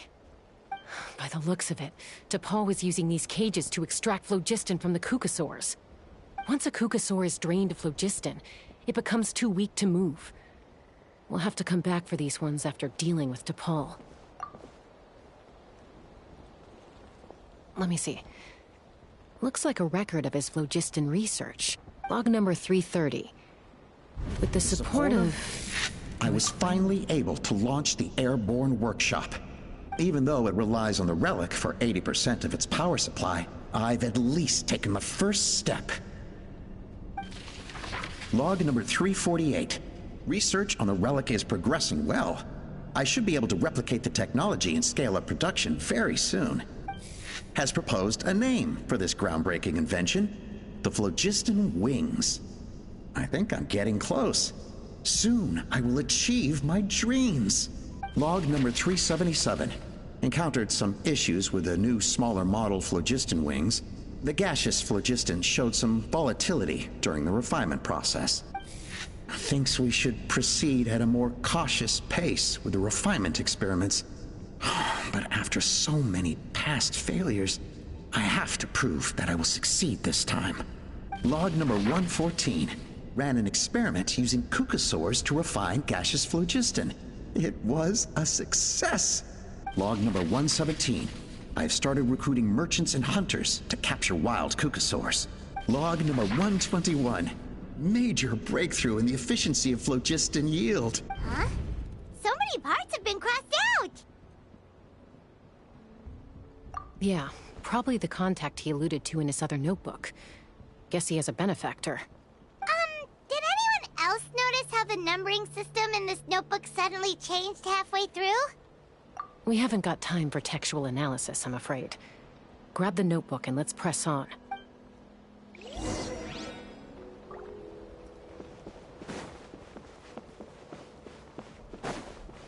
Huh. Never seen one of these before. Looks like this was built with the Cinder City components, too. Hey, you're not thinking of giving it a nice hard kick, are you?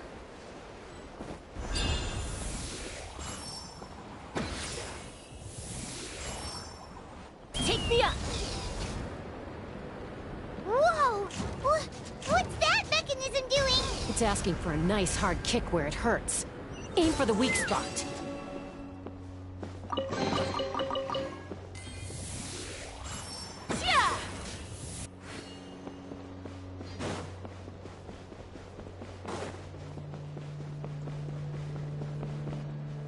What are they doing here? It's T'Pol's henchman.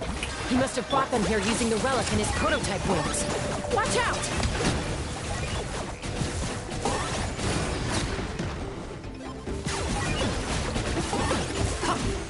I'm going in! Mind the side effects. Taking a turn for the better. Shower me with praise! Let the world come alive!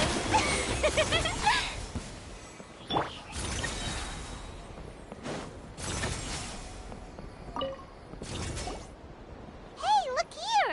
More T'Pol's notes! Log number 403. Introduce me to some new comrades who fully support my ideas. I told them that some Saurians are blessed with wings, and some people with natural gifts, while the less fortunate among us can only look on longingly as they seize the skies. But I also told them that progress can erase individual differences. Think of the tools humanity has made to fight back against wild beasts. The law we have put in place to even the playing field between the strong and the weak. I promised them that our research will be the new frontier of human progress. With our phlogiston wings, the power of flight will no longer be for a select few to enjoy. Imagine a world where the skies are for all to share. I only hope that when we finally achieve this goal, will be proud of me. Imagine a world where the skies are for all to share. Yes, what a wonderful world that would be. If only it were possible. We could respond faster, and so many tragedies could be prevented. But T'Pol, what about the Saurians you're draining dry of phlogiston? You're not sharing the sky, you're stealing it. Bad move. I won't let you get away with it. I'm fine. Let's keep moving. I don't think...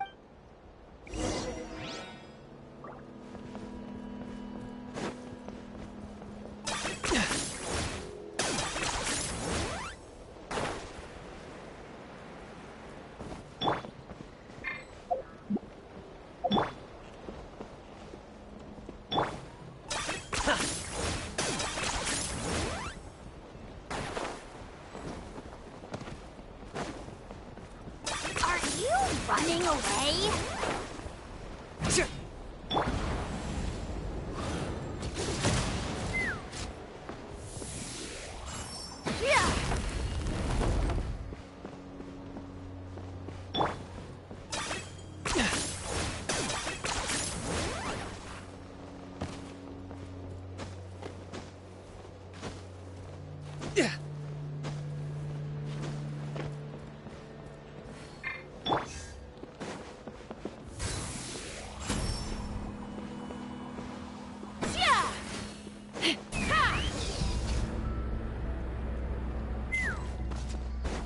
Okay.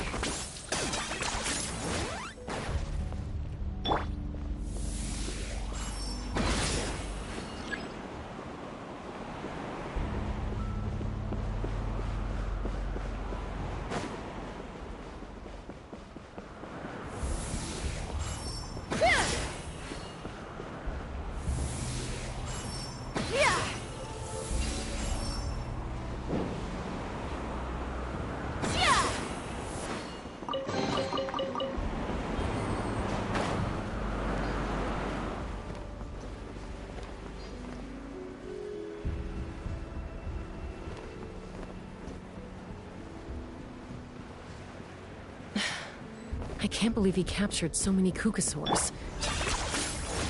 But right now, we have to focus on solving this problem at the source.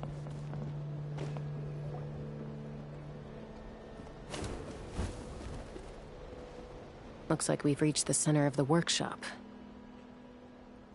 And still no sign of Koya's baby.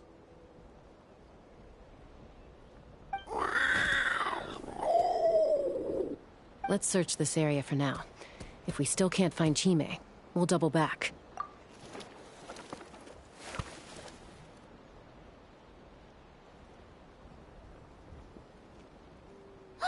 Tosca, Traveler, come quick!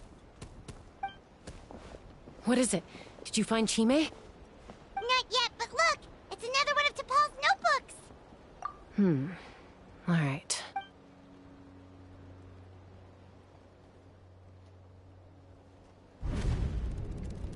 Log number 428. We decided to restart the experiments on phlogiston refinement, but without telling. This is the final obstacle to the success of the Phlogiston Wings project. We cannot fall at the last hurdle. Log number 436.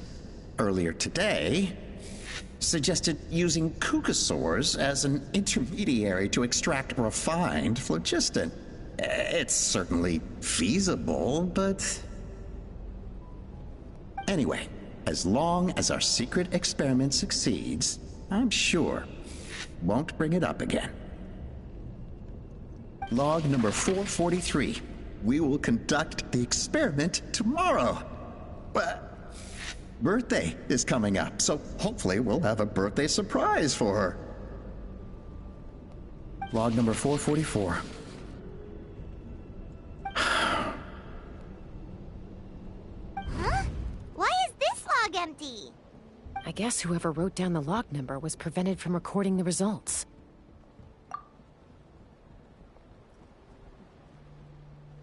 Log number 0. We lost many comrades in the accident. Among them are friends, lovers, and children. But we cannot stop now. We will keep their legacy alive and carry their dreams forward. As of today, we are scrapping the artificial refinement method.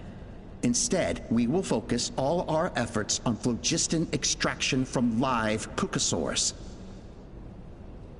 They are arrogant beasts whose existence in the wild serves no one but themselves. Their true worth lies in their sacrifice for the sake of human progress. To facilitate our operations, we will gradually move the airborne workshop closer to the Flower Feather clan, even as we continue to expand it.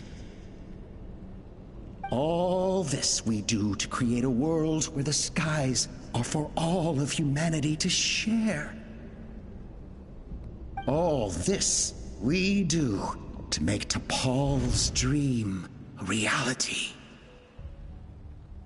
Given the way this is written, not to mention the fact that the numbering has started over from 0, it kinda sounds like this is someone new. Does that mean that T'Pol's already...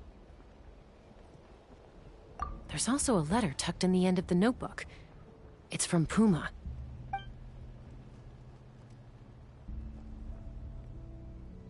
T'Pol, I don't know where you are right now, so I don't know how to reach you. My best bet is to send this letter to the Flower Feather clan. Your father is gravely ill. Oh, I know we've had our differences in the past, but he is still your father. Won't you come and visit him? Please. I know you never liked him and cared even less for me. All you ever yearned for is the sky. And your birth mother. But we'll still be waiting here for you if you do come back. This may be the last chance you'll get to see your father.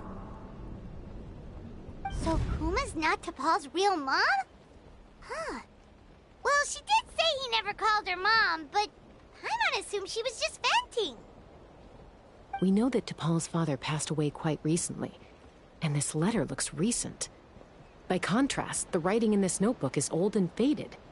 It looks like the real reason T'Pol didn't attend his father's funeral is because he'd long since passed away himself.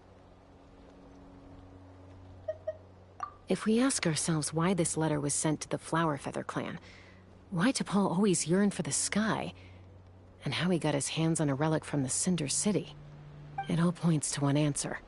That's right. T'Pol was my child. He was born during my days as a wingless wanderer. His birth gave me new hope.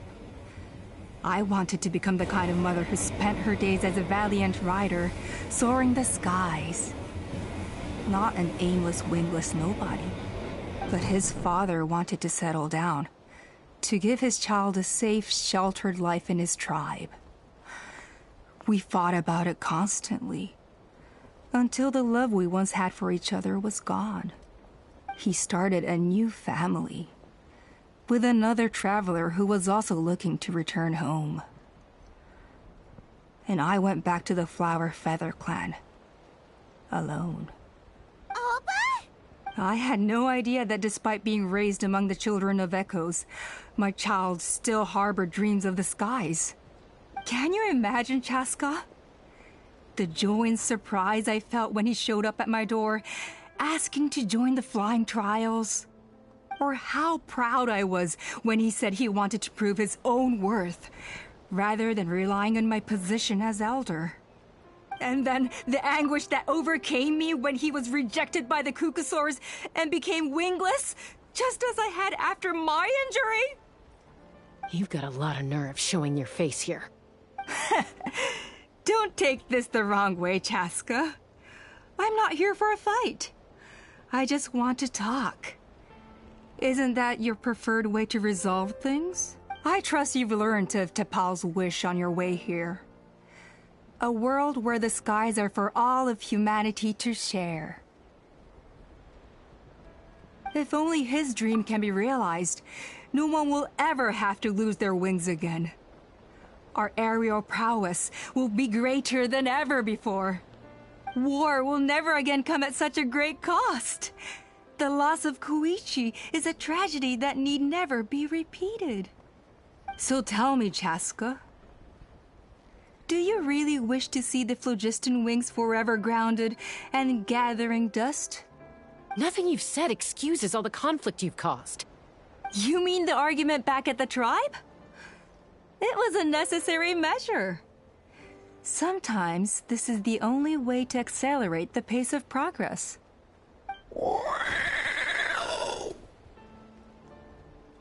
Is a mother harming her children when she coaxes them into swallowing a bitter pill? Of course not. It is a brief moment of suffering for the greater good, and the child would come to understand this in due course. The phlogiston wings are that bitter pill. We will never progress as a tribe if we cling to the scraps the Kukusaurs offer us. Once the people have embraced the phlogiston wings, they will never look back. Even if they learn how the refined phlogiston is sourced. They will convince themselves that the sacrifice of a few Kukusaurs is a small price to pay for our dominion over the skies. But this I had not anticipated. I barely had the chance to introduce the phlogiston wings to the tribe before you found this place. Your plan was hardly foolproof. Yet, it can still be salvaged. Chaska, traveler, you are the hope of humanity. I'm sure you have your doubts about my methods, but know that my love for humanity and for Natlan is genuine. You know me, Chaska. And you know that I've always treated everyone in the Flower Feather clan as my own children, as fellow humans. Surely you can understand my perspective.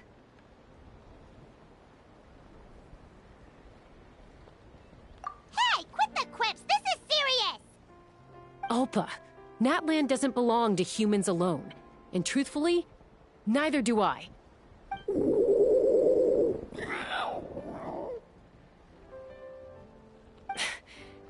many times has the Abyss invaded Natlan now?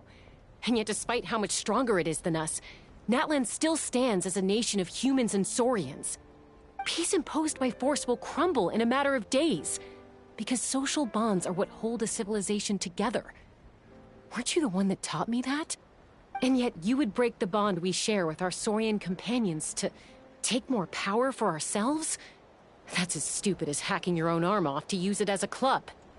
They are wild beasts, driven purely by instinct. How could they possibly understand human social bonds? How did someone like her ever become a writer?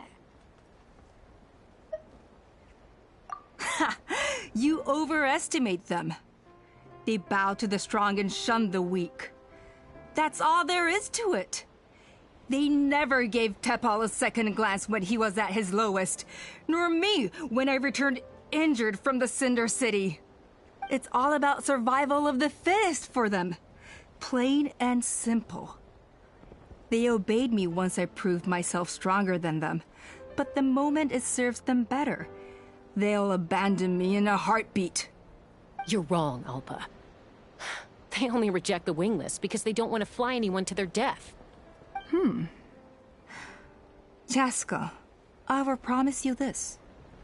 Only the unruliest wild cucosaurs will be used for phlogiston extraction. The ones who have nothing else to offer to humanity. Well, that's too bad. Because I know a few unruly wild cucosaurs who don't think that idea is gonna fly. Namely my mom, my sister, and me. And the others? To us, they're friends, family, even children. So if you want to put any of them in one of your cages, you're gonna have to go through us. Is that right? I knew you might be difficult to convince. Maybe this will change your mind.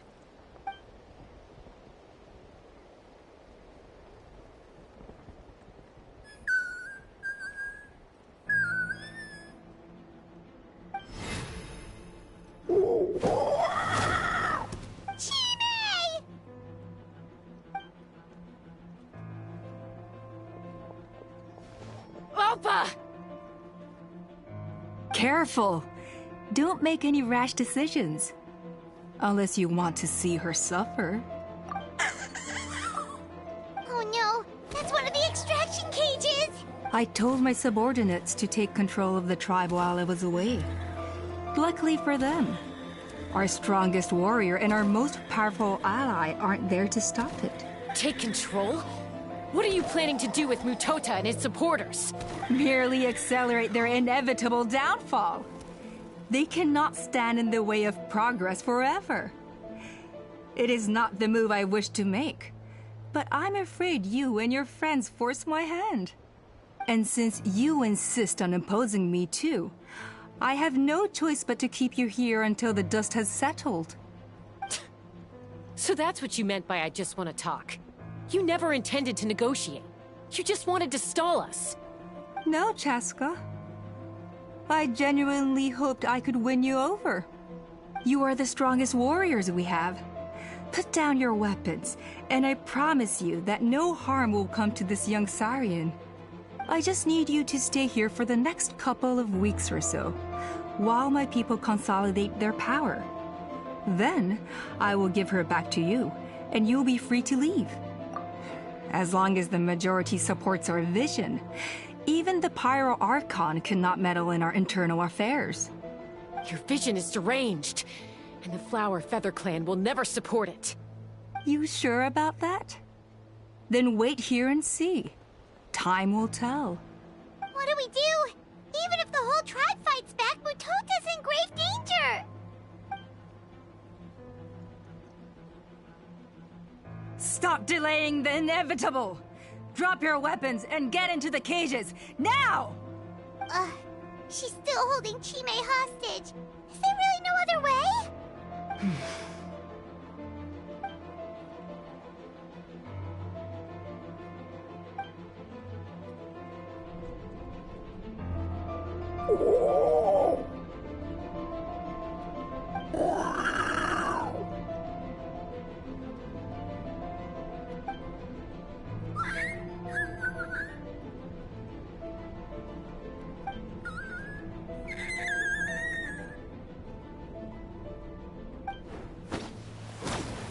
Koya? Huh? What are you yapping about? Stand down. Drop your weapons, now! This instant! Ah! Ah! No! The relic!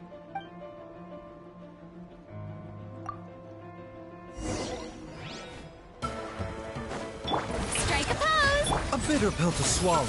Mind the side effects. Seems like an emergency. Shadow of the past. Mind. Give up, Alpa. We're negotiating my way now, and this ain't your strong suit. Just shut up! Hey, something's up with this relic!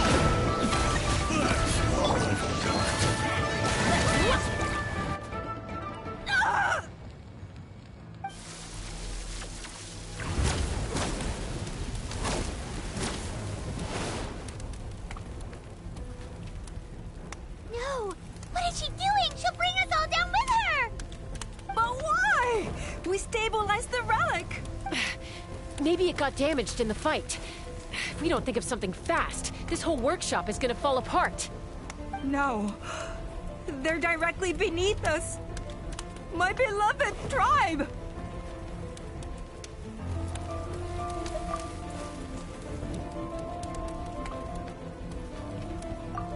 Okay,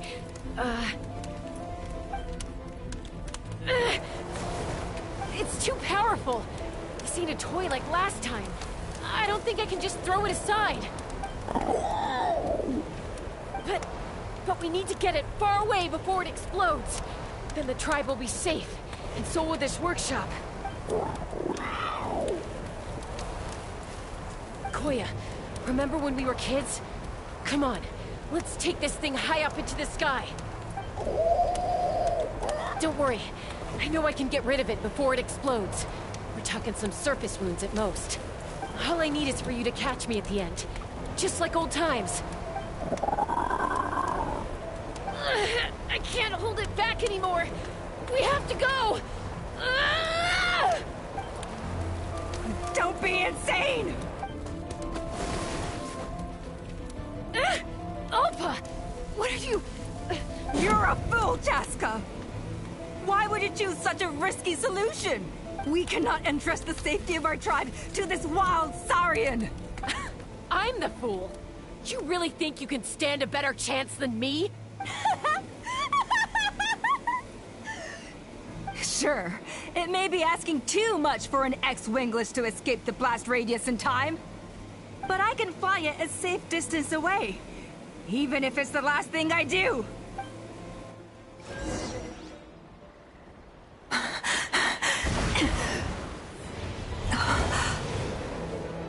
Here. This should be high enough to save the clan. What? You don't get to die a hero today.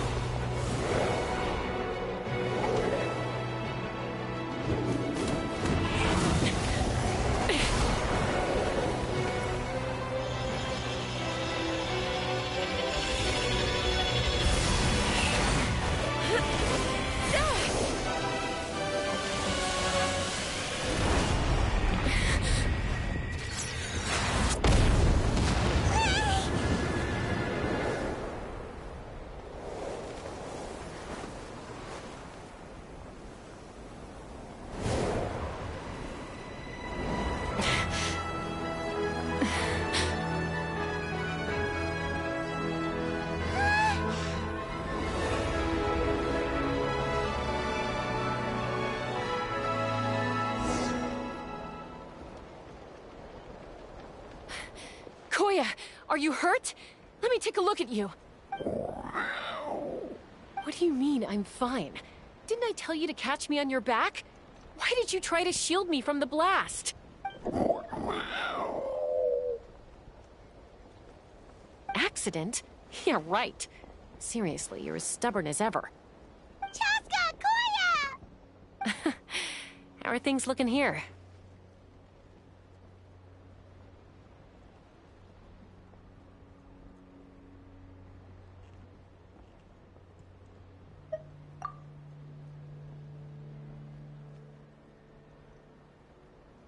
I think that's putting it mildly. I owe you one. Again.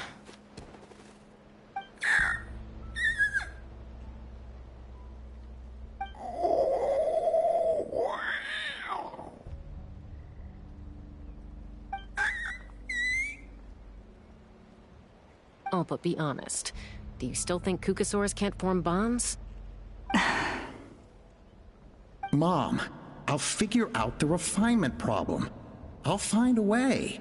You don't need to worry about it. I just need some more time. That's all I ask. Please just trust me. Just this once.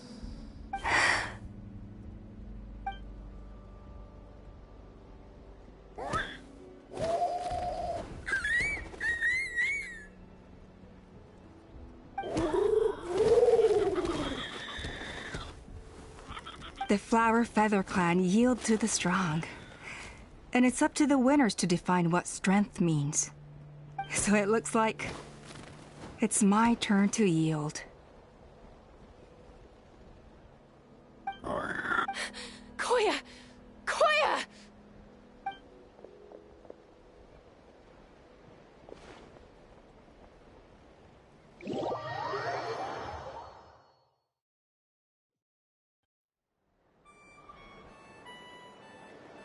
So, you're absolutely sure it's not because of the explosion?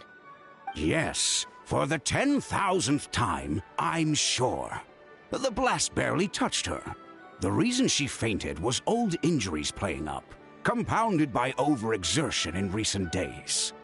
The moment she finally relaxed, all the built-up stress finally caught up with her. And no wonder. Honestly, she's just like you.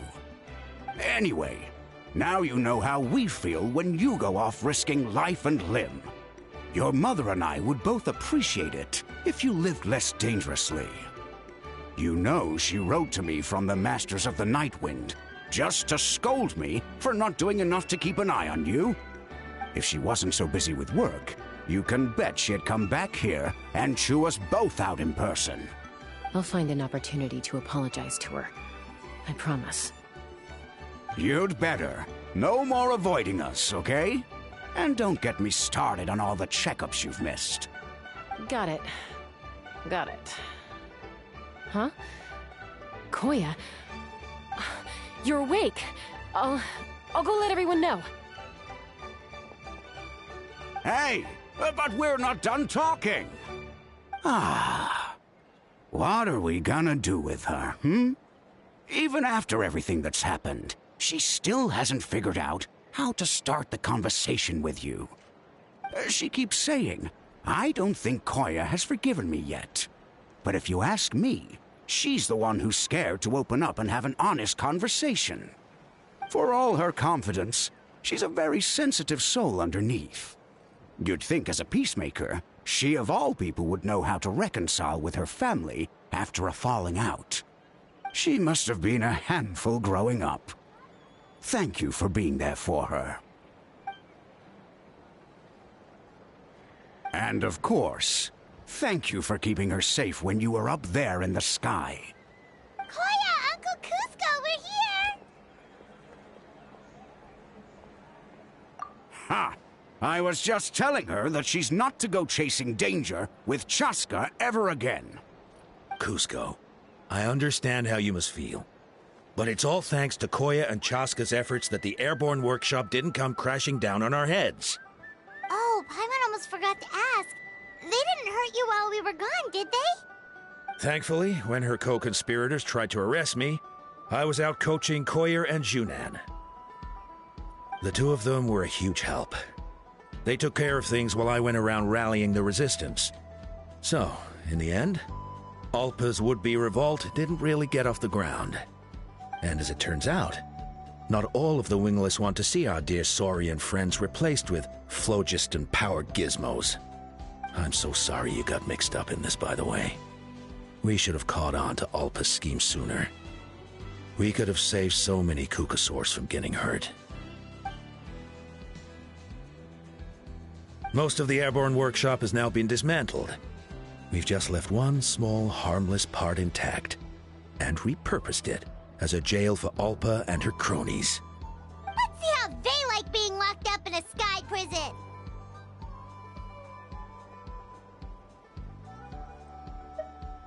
So, it looks like there's just one last conflict left to resolve. Peacemaker, you're up. I said I had to wait until things had blown over, didn't I? And now they have.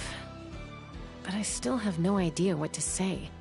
Koya, I just want to say, I'm sorry for how things went down back then.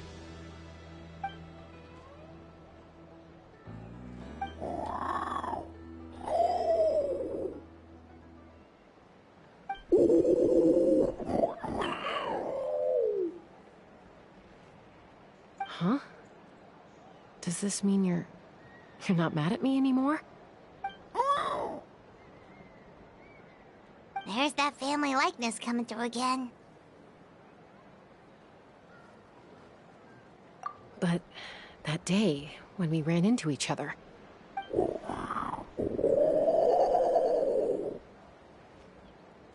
Huh? So then, when did you finally make your peace with it?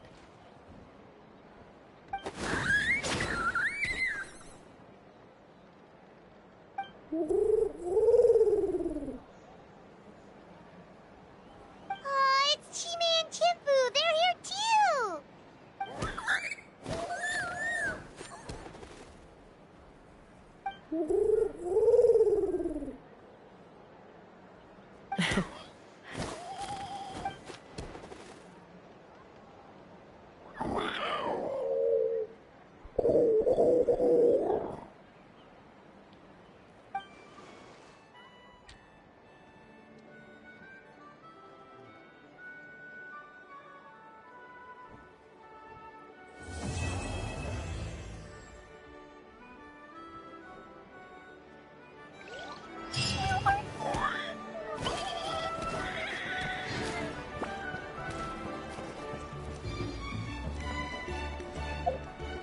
A bitter pill to swallow.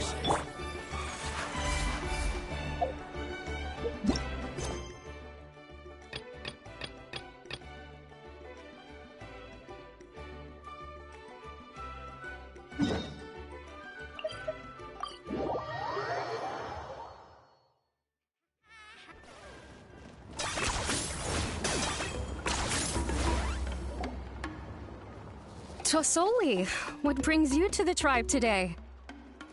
Oh, and Nichka too! Oh, she seems to be doing much better now. She's even out and about. I'm sure it won't be long before she'll be playing with Chanil and the others. I hope so. Here, Ignal. This is your inscription. I've finished repairing it. Oh, thank you for bringing it back for me. Oh, by the way, I came across a piece of good quality ore a while ago. I was thinking of using it to make some pretty jewelry for little Nichka. I remember that Nichka would become so happy every time she saw a shiny ring. Right, Nichka? I'm sure she'd love that. Thank you. My pleasure. Give me a moment. I'll bring the ore. Oh, I can make the jewelry for her. What kind would you like, Nichka? I would like... Something shaped like an embercore flower would be nice. She was always asking me before to make her an ancient name with an embercore flower design. Noted. I'll make that as a gift for her next birthday. Sorry, Nichka. It won't be a surprise for you. That's okay. Thank you, Shalonen. Found it! Sorry to keep you waiting. Here, please take it. By the way, Nichka, feel free to write to me if you ever want to know more about ores. Well, I was shocked last time when you wrote me out of the blue asking for a volcanic crystal. Sorry about that. She can hardly contain her curiosity now that she's started to recover. She's still too weak to go out whenever she wants, so she begs me every day to help her write letters to people in the tribe about all sorts of things. That's how you know she's one of the children of echoes. It's normal for us to be interested in ore. Everything's looking up! Oh, we're just like the main character in the new version of To Kill the Brave, when he was about to save his brother Remak.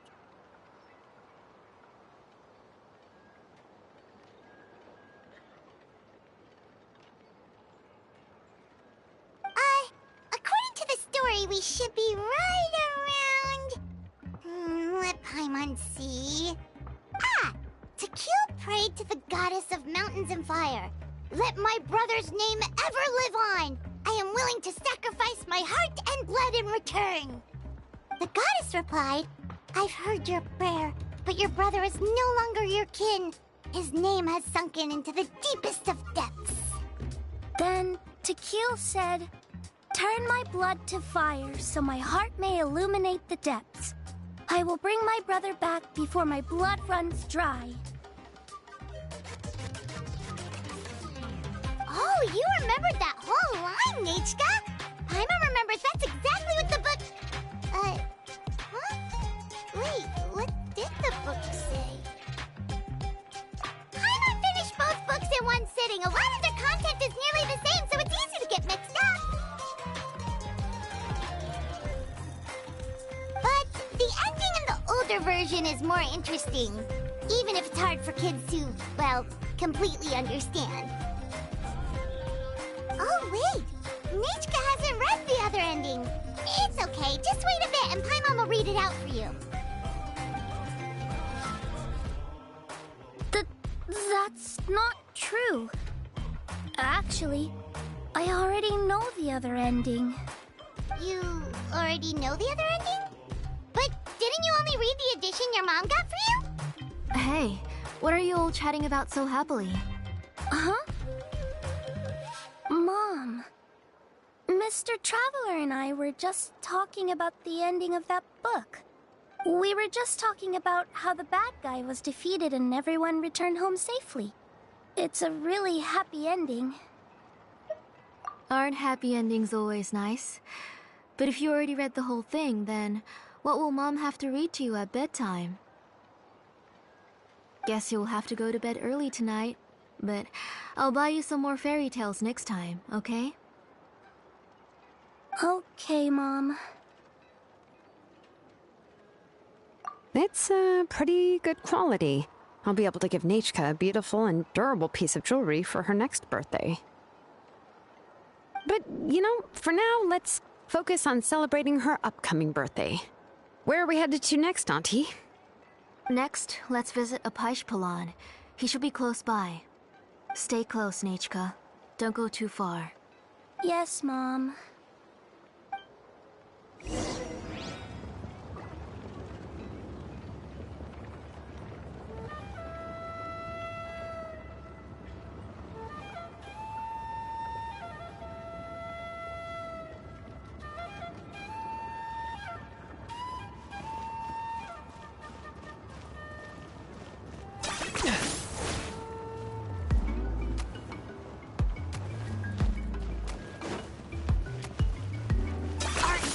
Running away? Why do my eyebrows keep twitching today? Strange. That means you're about to hit the jackpot, Apaish. I didn't expect to have 2 name engravers coming in today. Welcome. What are you looking to buy, Tlazoli? I'll give you a discount like usual.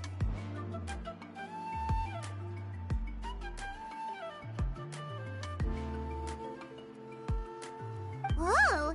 Offering a discount just like that? Tlazoli sure has connections. She was once our name engraver, and did a lot for the tribe. It's only fair that I offer her a discount. Thank you for your generosity. I've finished repairing your Blasium inscription. Here, have a look. Come on, Nechka. Say thank you. Thank you, sir. Oh, so this is Nechka. Tlazoli has shown me some pictures before. It looks like you're doing much better now. How about this? Go ahead and pick anything you'd like from the store. Think of it as a gift from me. No, that's all right. Mom told me that you've already given a lot to our family. Oh, well, that was for your family. I've never given anything just for you. If you don't feel like it, you can also let your mom choose for you. Oh, no need to stand on ceremony, Auntie. Go ahead and pick something for Nechka. His drills and small clamps are good quality. The measurements of each part are exact, and they're always very durable. I always come here to buy things if I find myself in a pinch. Oh, do you have any child-friendly safety scissors? I remember seeing a few different styles. I have a few in stock, but I put them in the back. Let me bring some out for you to pick. Oh, no need to bring them all the way here. Why don't we just go in the back and choose there? It should only take a moment. I don't know much about that kind of scissors. Why don't you just go yourself and...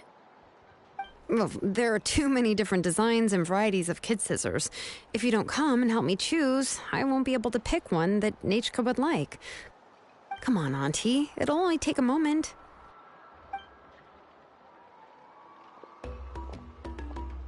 And there goes Shilonen dragging Tlasoli off to buy more stuff. Ooh, what a busy day. I won't run off. Paimon, who's your favorite character in To Kill the Brave? Paimon's favorite? To Kill, of course. He went through a lot to rescue his family. In the old version of the story, he was never able to reunite with his family, but he was still really strong and fought as best as he could. What about you, Nechka? Which character do you like?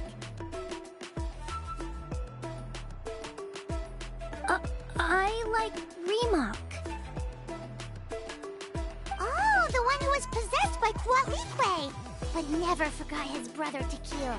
He was also an amazing character. If it wasn't for his determination, both he and his brother would have been defeated by Kuatlikwe in the final battle. Of course! A story's only interesting if you can really get immersed in it. Hey, Nechka, why don't we play pretend? You can be Remak, and Paimon will be Tequila, okay? Mr. Traveler, can I play the role of Kuatlikwe? But isn't she the villain? In the old version, she even ate Remak and took on his appearance. Ah, right. She read the version with a happy ending. And that one, Kuatlikwe was defeated and the brothers both survived. Well, it doesn't matter. Only the lines at the end were different. You can go on ahead and say your favorite lines, Nechka. Paimon's read both versions, so she'll be able to play along. My favorite line is the one from the end. It's... Come here, Nechka. Look at you. You're sweating.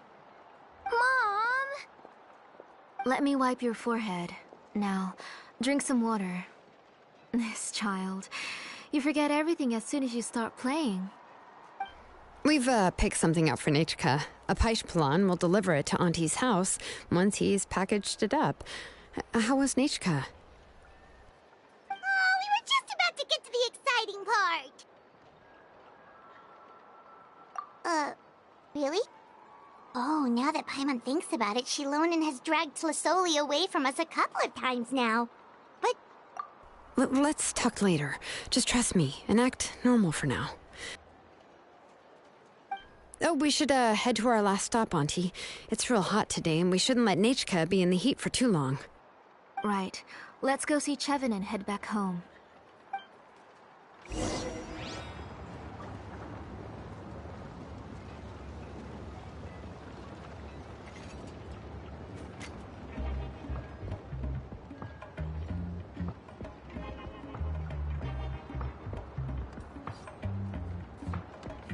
Here's how I allocate my energy on a job.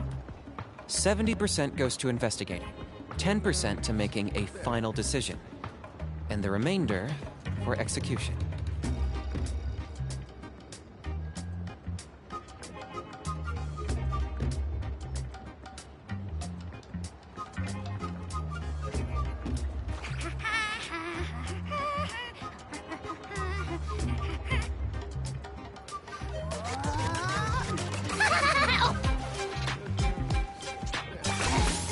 point for agility.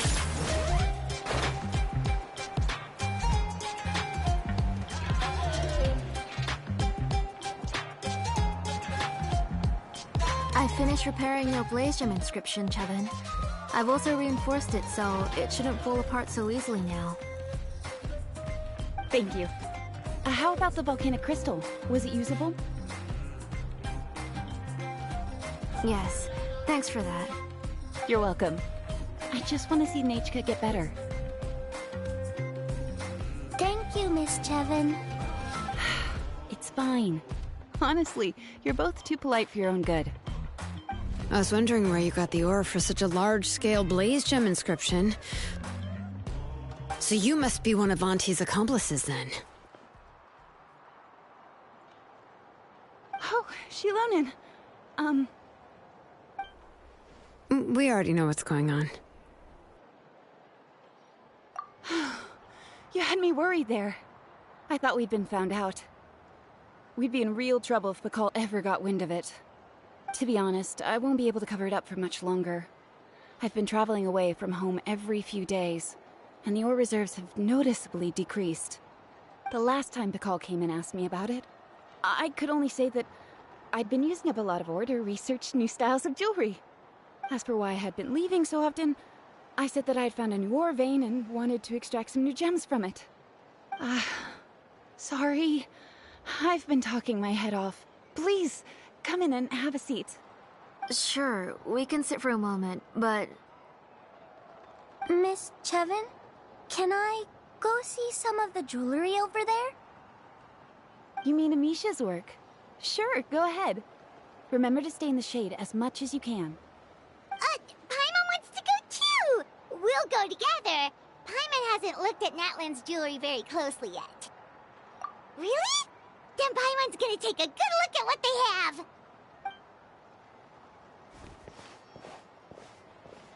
You haven't bought any jewelry for a while, Auntie. Why don't you pick one out? Come on, Nichka! We don't know anything about Natlan's jewelry, so you can help us pick something out! Mr. Traveler, Come here, Nachka. Huh? Sorry, Chevin and Shilonen, but it's already getting late. We should be heading back now. It'll be Nachka's birthday in a few days, and there's still a lot for us to do before then. No problem. I'll be sure to bring her some beautiful jewelry to celebrate. Mom,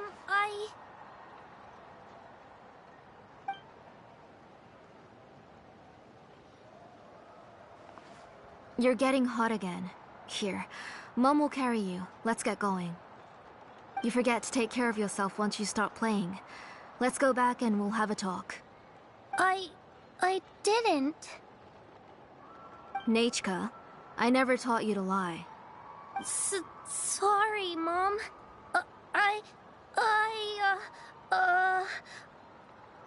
Nichka's looking at us. Paimon feels like something's not right. What should we do? No, Nachka was having so much fun today that she forgot the time. It's not a big deal. Let me help carry her home. I'm worried you would also have to recover if you carried her the whole way. No, it's fine. I'll carry her. Let's go, Nachka. It's time to go home.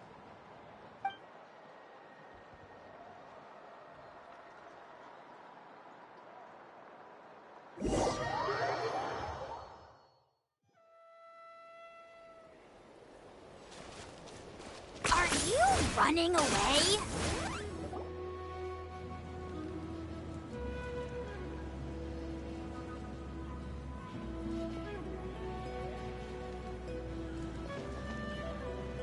Thank you, everyone, for spending so much time with us today. Please be sure to come to Nachka's birthday party. Alright, it's nearly bedtime for Nachka, so let's part our ways here. Oh, Auntie, remember to give her the book, that copy of To Kill the Brave I brought. I went to a lot of trouble to find it. I understand. Really, do you think I'd let your efforts go to waste? It's very special to receive a book from you. I'm sure she'll put it somewhere safe. Right, Nechka? Yeah. Thanks, Shilonen. Oh, put it somewhere? Isn't she going to read it? Well, I've read the story to her many times already. She's even memorized nearly every line. Oh, that won't be a problem, Auntie. Nechka's probably never heard this version of To Kill the Brave. Oh. What's different about this version? The majority is about the same, but the ending is different from the one that you bought her. The one I gave her is the unedited version that was originally published. It was released long before Nechka fell ill. Oh, but I remember you were never very interested in fairy tales, Shilonen. Huh. Well, I was just thinking that if what you said about Nechka's illness is true, she shouldn't be able to remember anything about her past before her illness. So, the ending to the original version of To Kill the Brave is also part of the past that she should have forgotten. In other words, if she hasn't recently read the old version of the story, then she shouldn't possibly know the ending, right? I don't understand. Why are you so concerned about the ending of this book? Even if she does remember the ending, what does that prove? Maybe she snuck out somewhere when I wasn't watching and read the first edition of the story. Yeah, okay, that is a possibility. After all, she does remember things that have happened recently. In which case, yeah, let's go ask around the tribe and see if anyone remembers Nechka reading the book. There are only a few shops in the tribe that sell books, or we can just ask Nechka where she'd read it. The booksellers all have inscriptions, so there's a chance that their memories... So, you admit that the inscriptions can affect the tribe's current memories? I was very clear that I would consider that a crime and would stop all work on it. There must be a few more books at home. I do not wish to see your blood be reduced to ash, but I have seen the light of your heart and spirit. I beg your pardon? Nechka, where did you read that book? Answer me. Go home, Nechka. Are you disobeying me?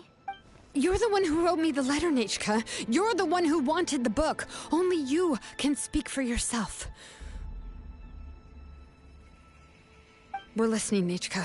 Right here, right now. Remember my name, brother. As long as you remember me, I will never have left. Silence. That's the line from the old ending. Nechka remembers it. I know everything. Shilonen, help me, please! Something's blocking the door! Get back!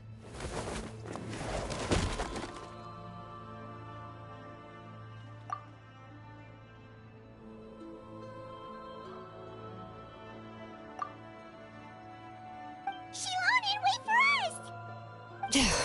The tunnel is blocked. We can't go in. There might also be traps. Whoa. What are all those things on Nechka's walls?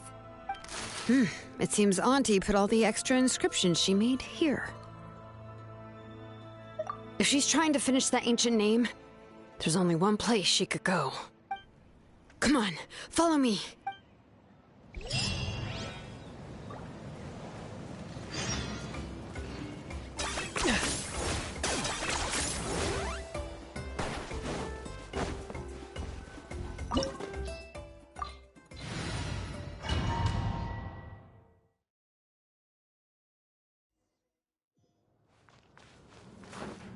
What is this place?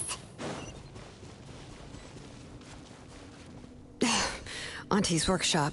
It was supposedly closed after she stepped down from her position in the tribe. But it appears that we've all been deceived. Why are there people up ahead? If you're up to shady business, you have to hire shady people to help you. Let's go, don't hesitate! That was quick! Locked up! For the Lord of the Night! Submit your souls in sacrifice! Speechless. Forever hold. Okay.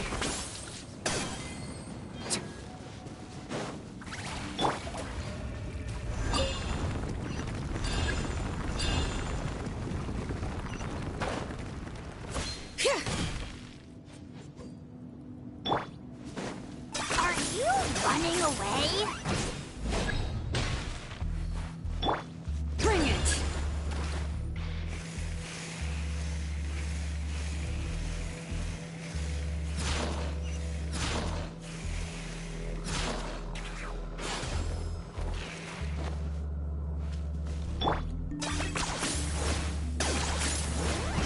Yeah!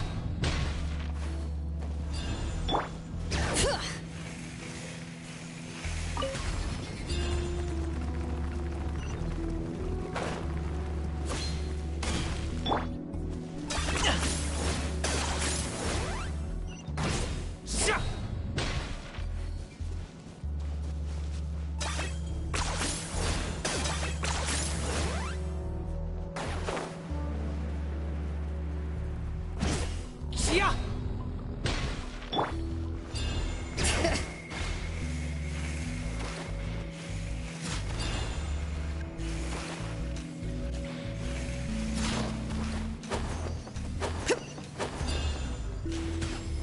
Shower me with praise! What's this? Show me your Got you. Remember, health comes first. Teamwork is dreamwork! Let the mountain face boil! Or get blown away! Forget it!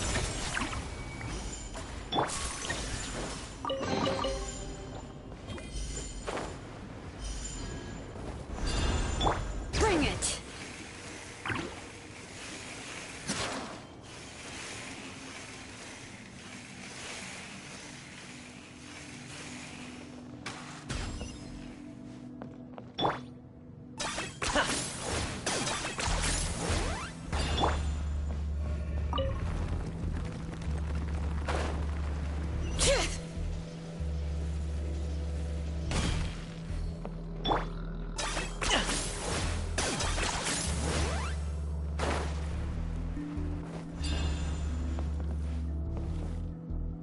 Are you running away?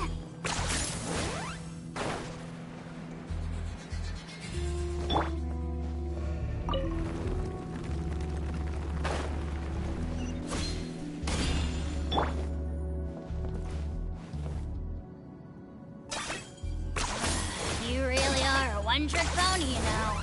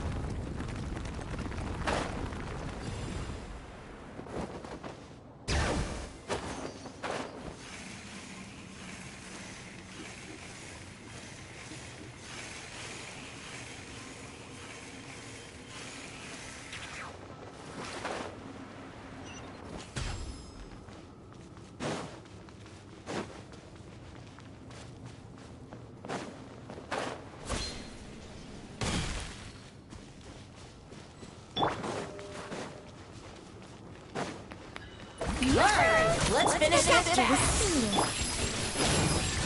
Locked on.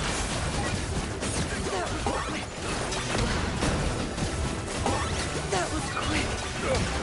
Forget it! That was quick. Strike a pop! A bitter pill to swallow. Taking a turn for the better. Let's light it up! Everybody Claim these souls! Hear the echoes of the valley. sacrifice! But my name's Echo in song! Yes, you are. The door's closed here, too. Where should we go now?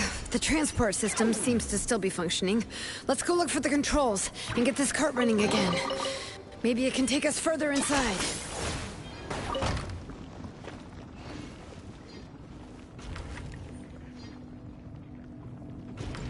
All right, let's keep going.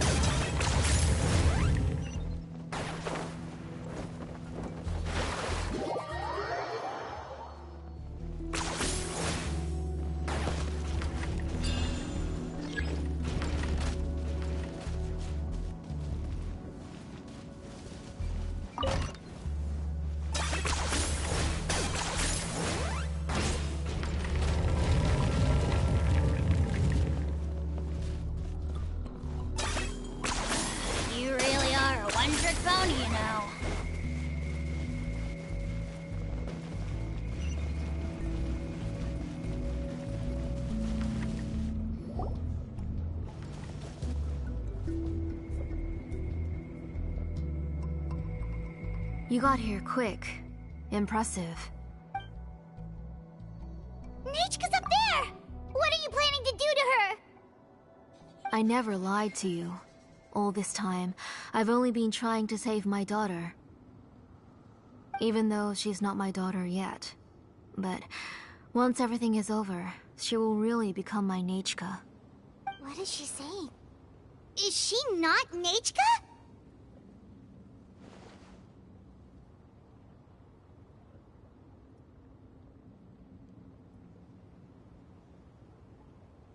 So you figured it out.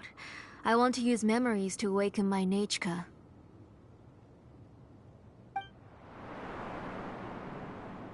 She has stayed in the Night Kingdom for far too long. She's afraid of the dark and cold. I'm the one who made her stay there alone, so I must bring her back. Don't worry, Nechka. Mom hasn't forgotten anything. She has always remembered your name.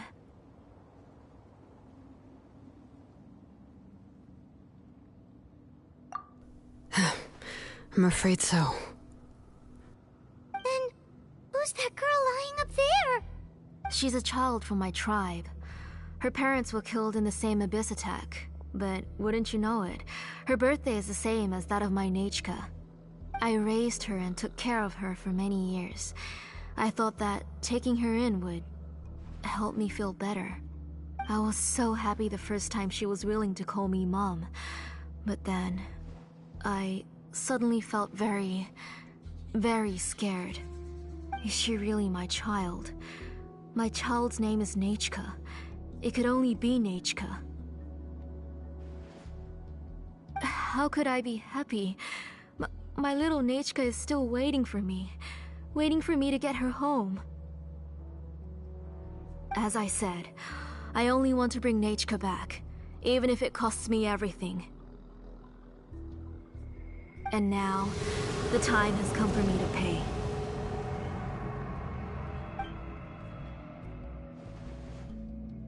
As for my useless ancient name, it's finally time to put it to good use. If you're not willing to help me, then you can become the fuel for Nechka's ancient name.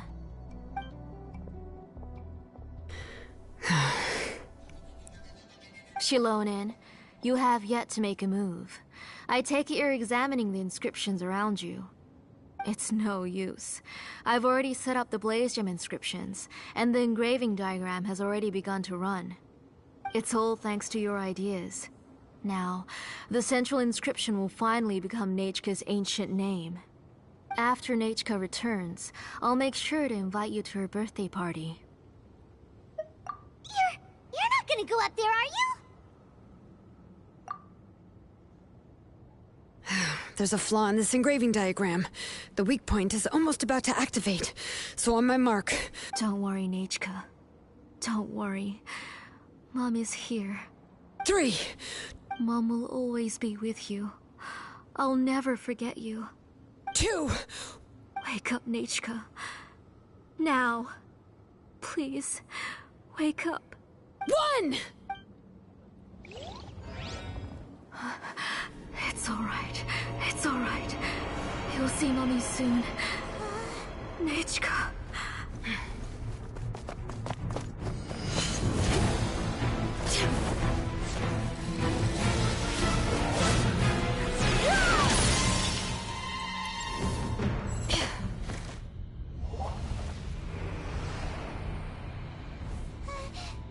Keep back! Those are distorted thoughts. In the mists are the thoughts' twisted cries. If you become tainted by them, they will control you, and you'll never be free again. Where are you? I don't want medicine. It hurts. It hurts. Why am I alone? Nechka, why? No more medicine. Will you stay with me forever? Please never leave me again.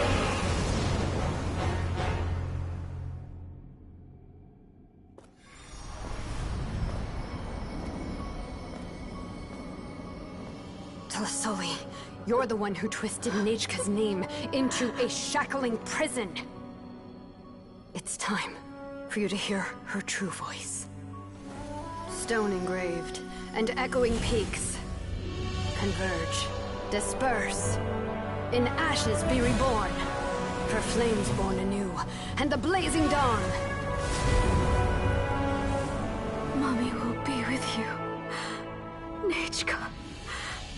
Always. And forever. Mommy, I've always been with you. And now you're finally listening to me.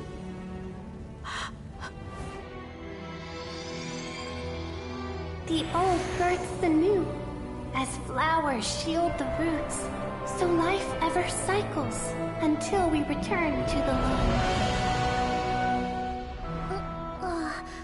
We've known each other a while, but we've never met. You're Nechka? Yes, but I still don't know your name. My name's Nepeka. It really suits you.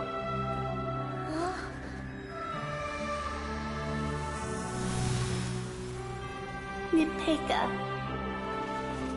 I bless you from the past and wish that every day of your future will be filled with peace and happiness. Hal loves being antagonistic. Just ignore him when he's...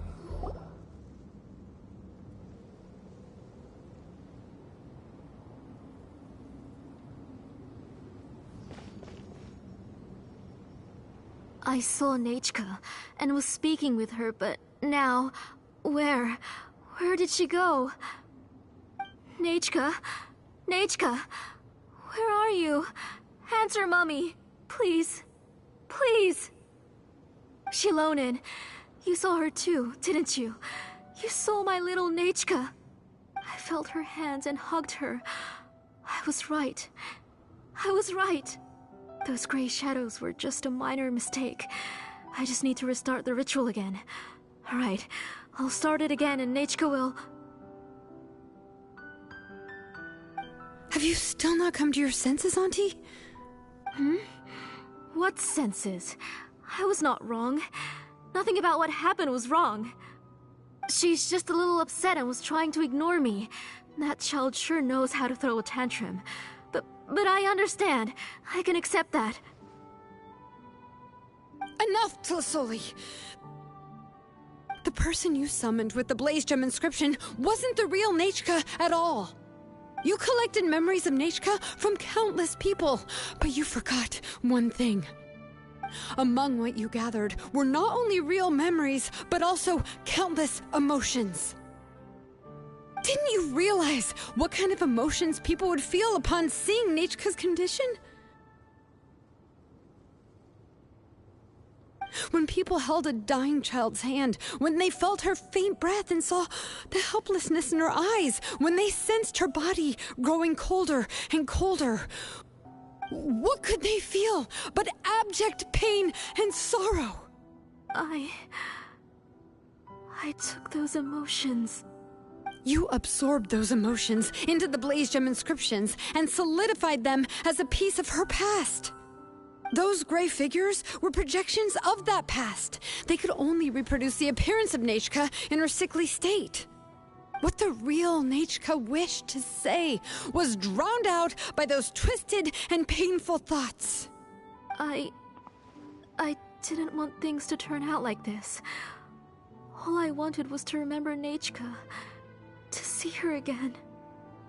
Nechka has always been with you, Auntie. Everything has long been recorded on your ancient name. The one you said was useless. You exhausted every option and sacrificed everything in the hopes of saving your daughter. That is undeniable. But have you forgotten the true meaning of your own ancient name?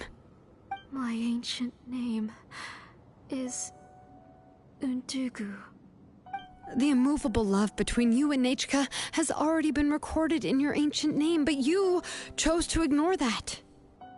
Names are blessings from the past to the future. You told me that, Auntie.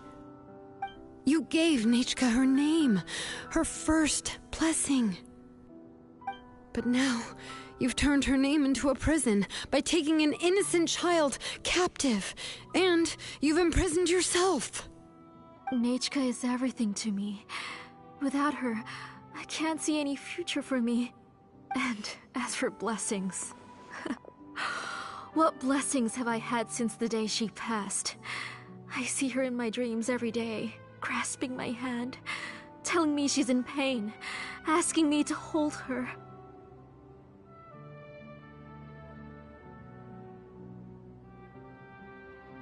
But I can't say anything. I can't grasp her hand. All I can do is shout her name over and over again until I wake up. Every day, every single day, I've hated myself, and ancient names too. Who knows? Maybe hate would have been the only thing left to her too.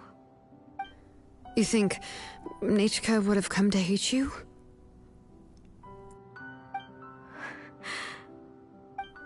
Auntie, do you still remember the last words Nechka ever said to you? Do you remember what her final words really were?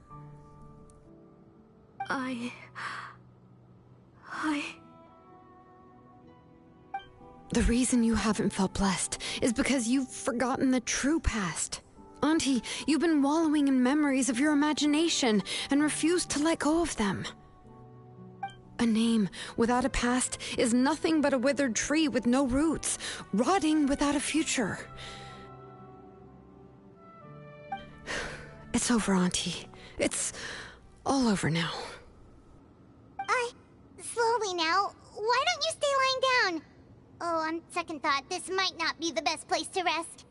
Shilonen, Nechka, Napecha can already stand now, so we made our way over.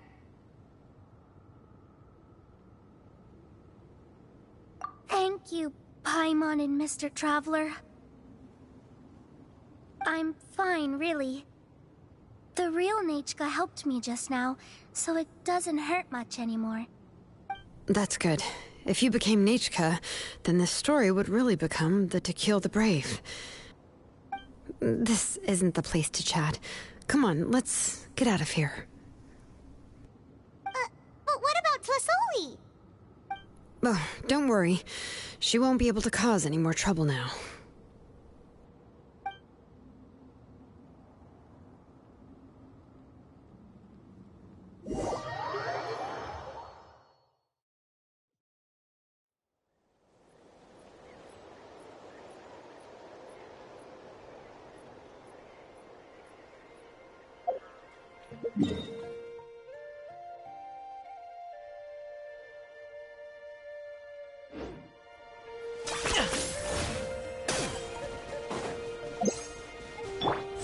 The statue was...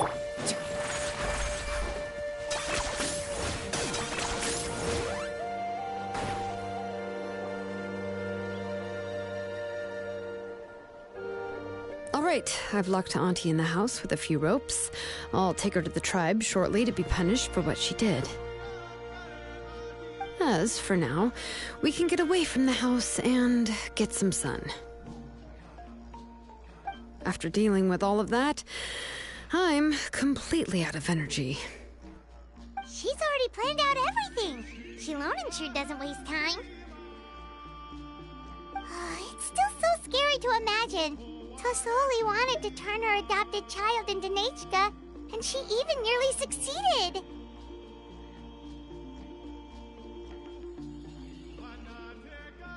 Yeah, she was so cool in the final moments. She went right into action and took control of the situation instantly. Well, it's all thanks to Nepeka's resilience. She never gave up. If it weren't for her bravely trying to get help, then I wouldn't have noticed Auntie's plan so easily. It was thanks to all of you encouraging me. After all, this was already the last idea I could think of. I tried to get the attention of many others who visited before, but they were all either quickly whisked away by Tlasoli or simply refused to believe me. even if I told them everything, Tlasoli would just blame my illness to cover it up. All she had to do was start to cry, and then the guest would try to comfort her, but completely forget about me. She would inspect all the letters I sent and any gifts I received. And then, if I didn't comply, she would force me to drink some strange medicine. It would put me to sleep for a few days, and it would be hard for me to remember anything. I would see a lot of weird things while I slept, and the walls around me would start talking. I would be so scared every day. If I wasn't able to get your help this time, I might have just given up. You have us now, Nepeka. If anyone dares to hurt you again, the Traveler and Shilonen will send them flying! Yeah. Sorry, I just can't help it. You are already super brave, and you even managed to call Shilonen for help. Oh, you definitely found the right person. Shilonen isn't the kind of person who gets distracted easily by crying. She pays attention when someone's talking and doesn't miss a beat. And it was because of your help that I was able to pick up on the details. Without you, it would have been extremely difficult for her to communicate that she needed help.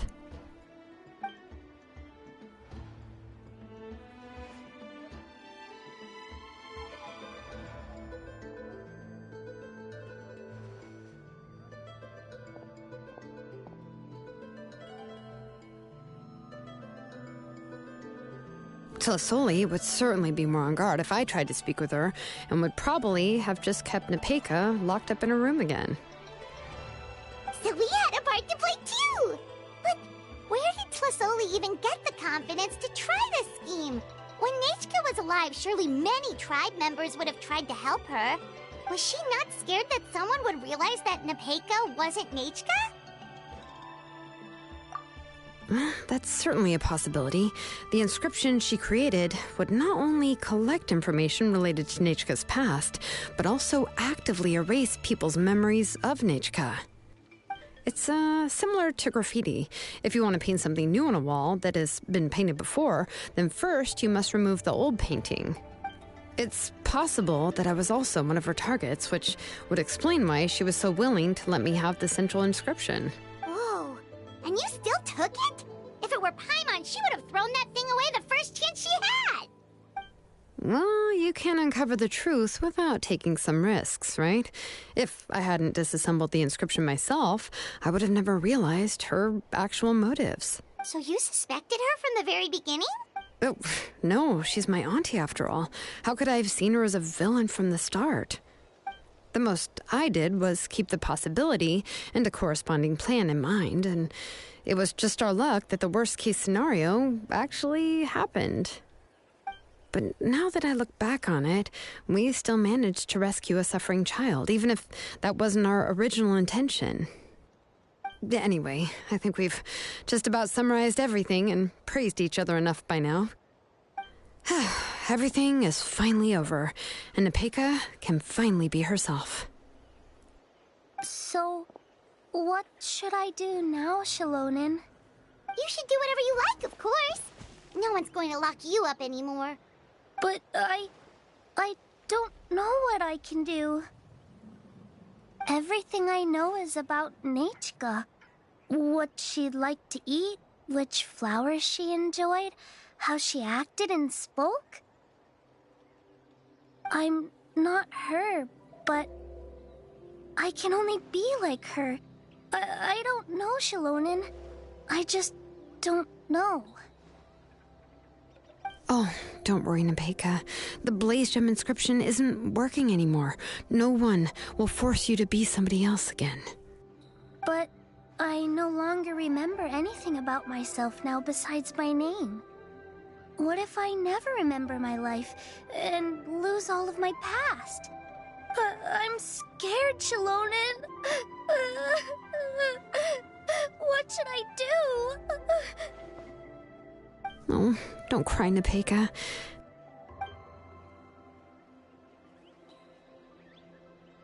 Here, take this. I took some ore from Tlasoli's collection and made this as a mold. A blaze gem inscription! You can make them too? Oh, of course not. It's just a pretty piece of stone. Take it. I've engraved your name, Nepeka, on the top. This is your first blessing, the one you received from a pair of people who loved you with all their hearts. It has always protected you and stood over you. For all of past, present, and future, it's never strayed far. But I don't even remember the names of my parents. I don't remember anything.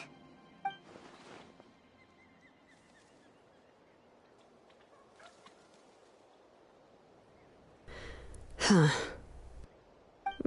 I won't make any big promises and say everything will return to normal. I'm not sure what kind of future you will face. I can only promise that no matter what the future holds, your name will never fade. This is a blessing given to you by a name engraver.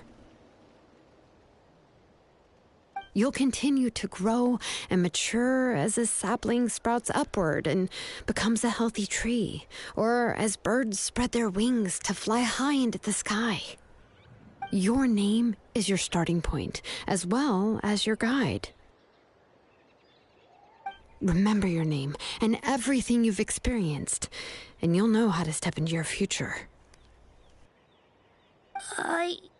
I'll do my best. You can do it, Nepeka!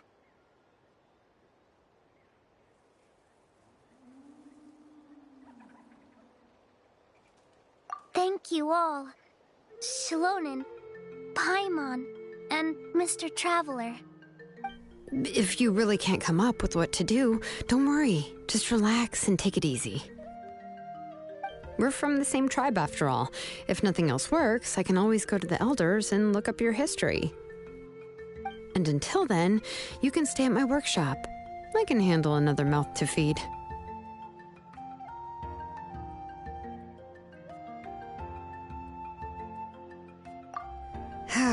I don't know if the plan will work. I'm not even sure who I should look for.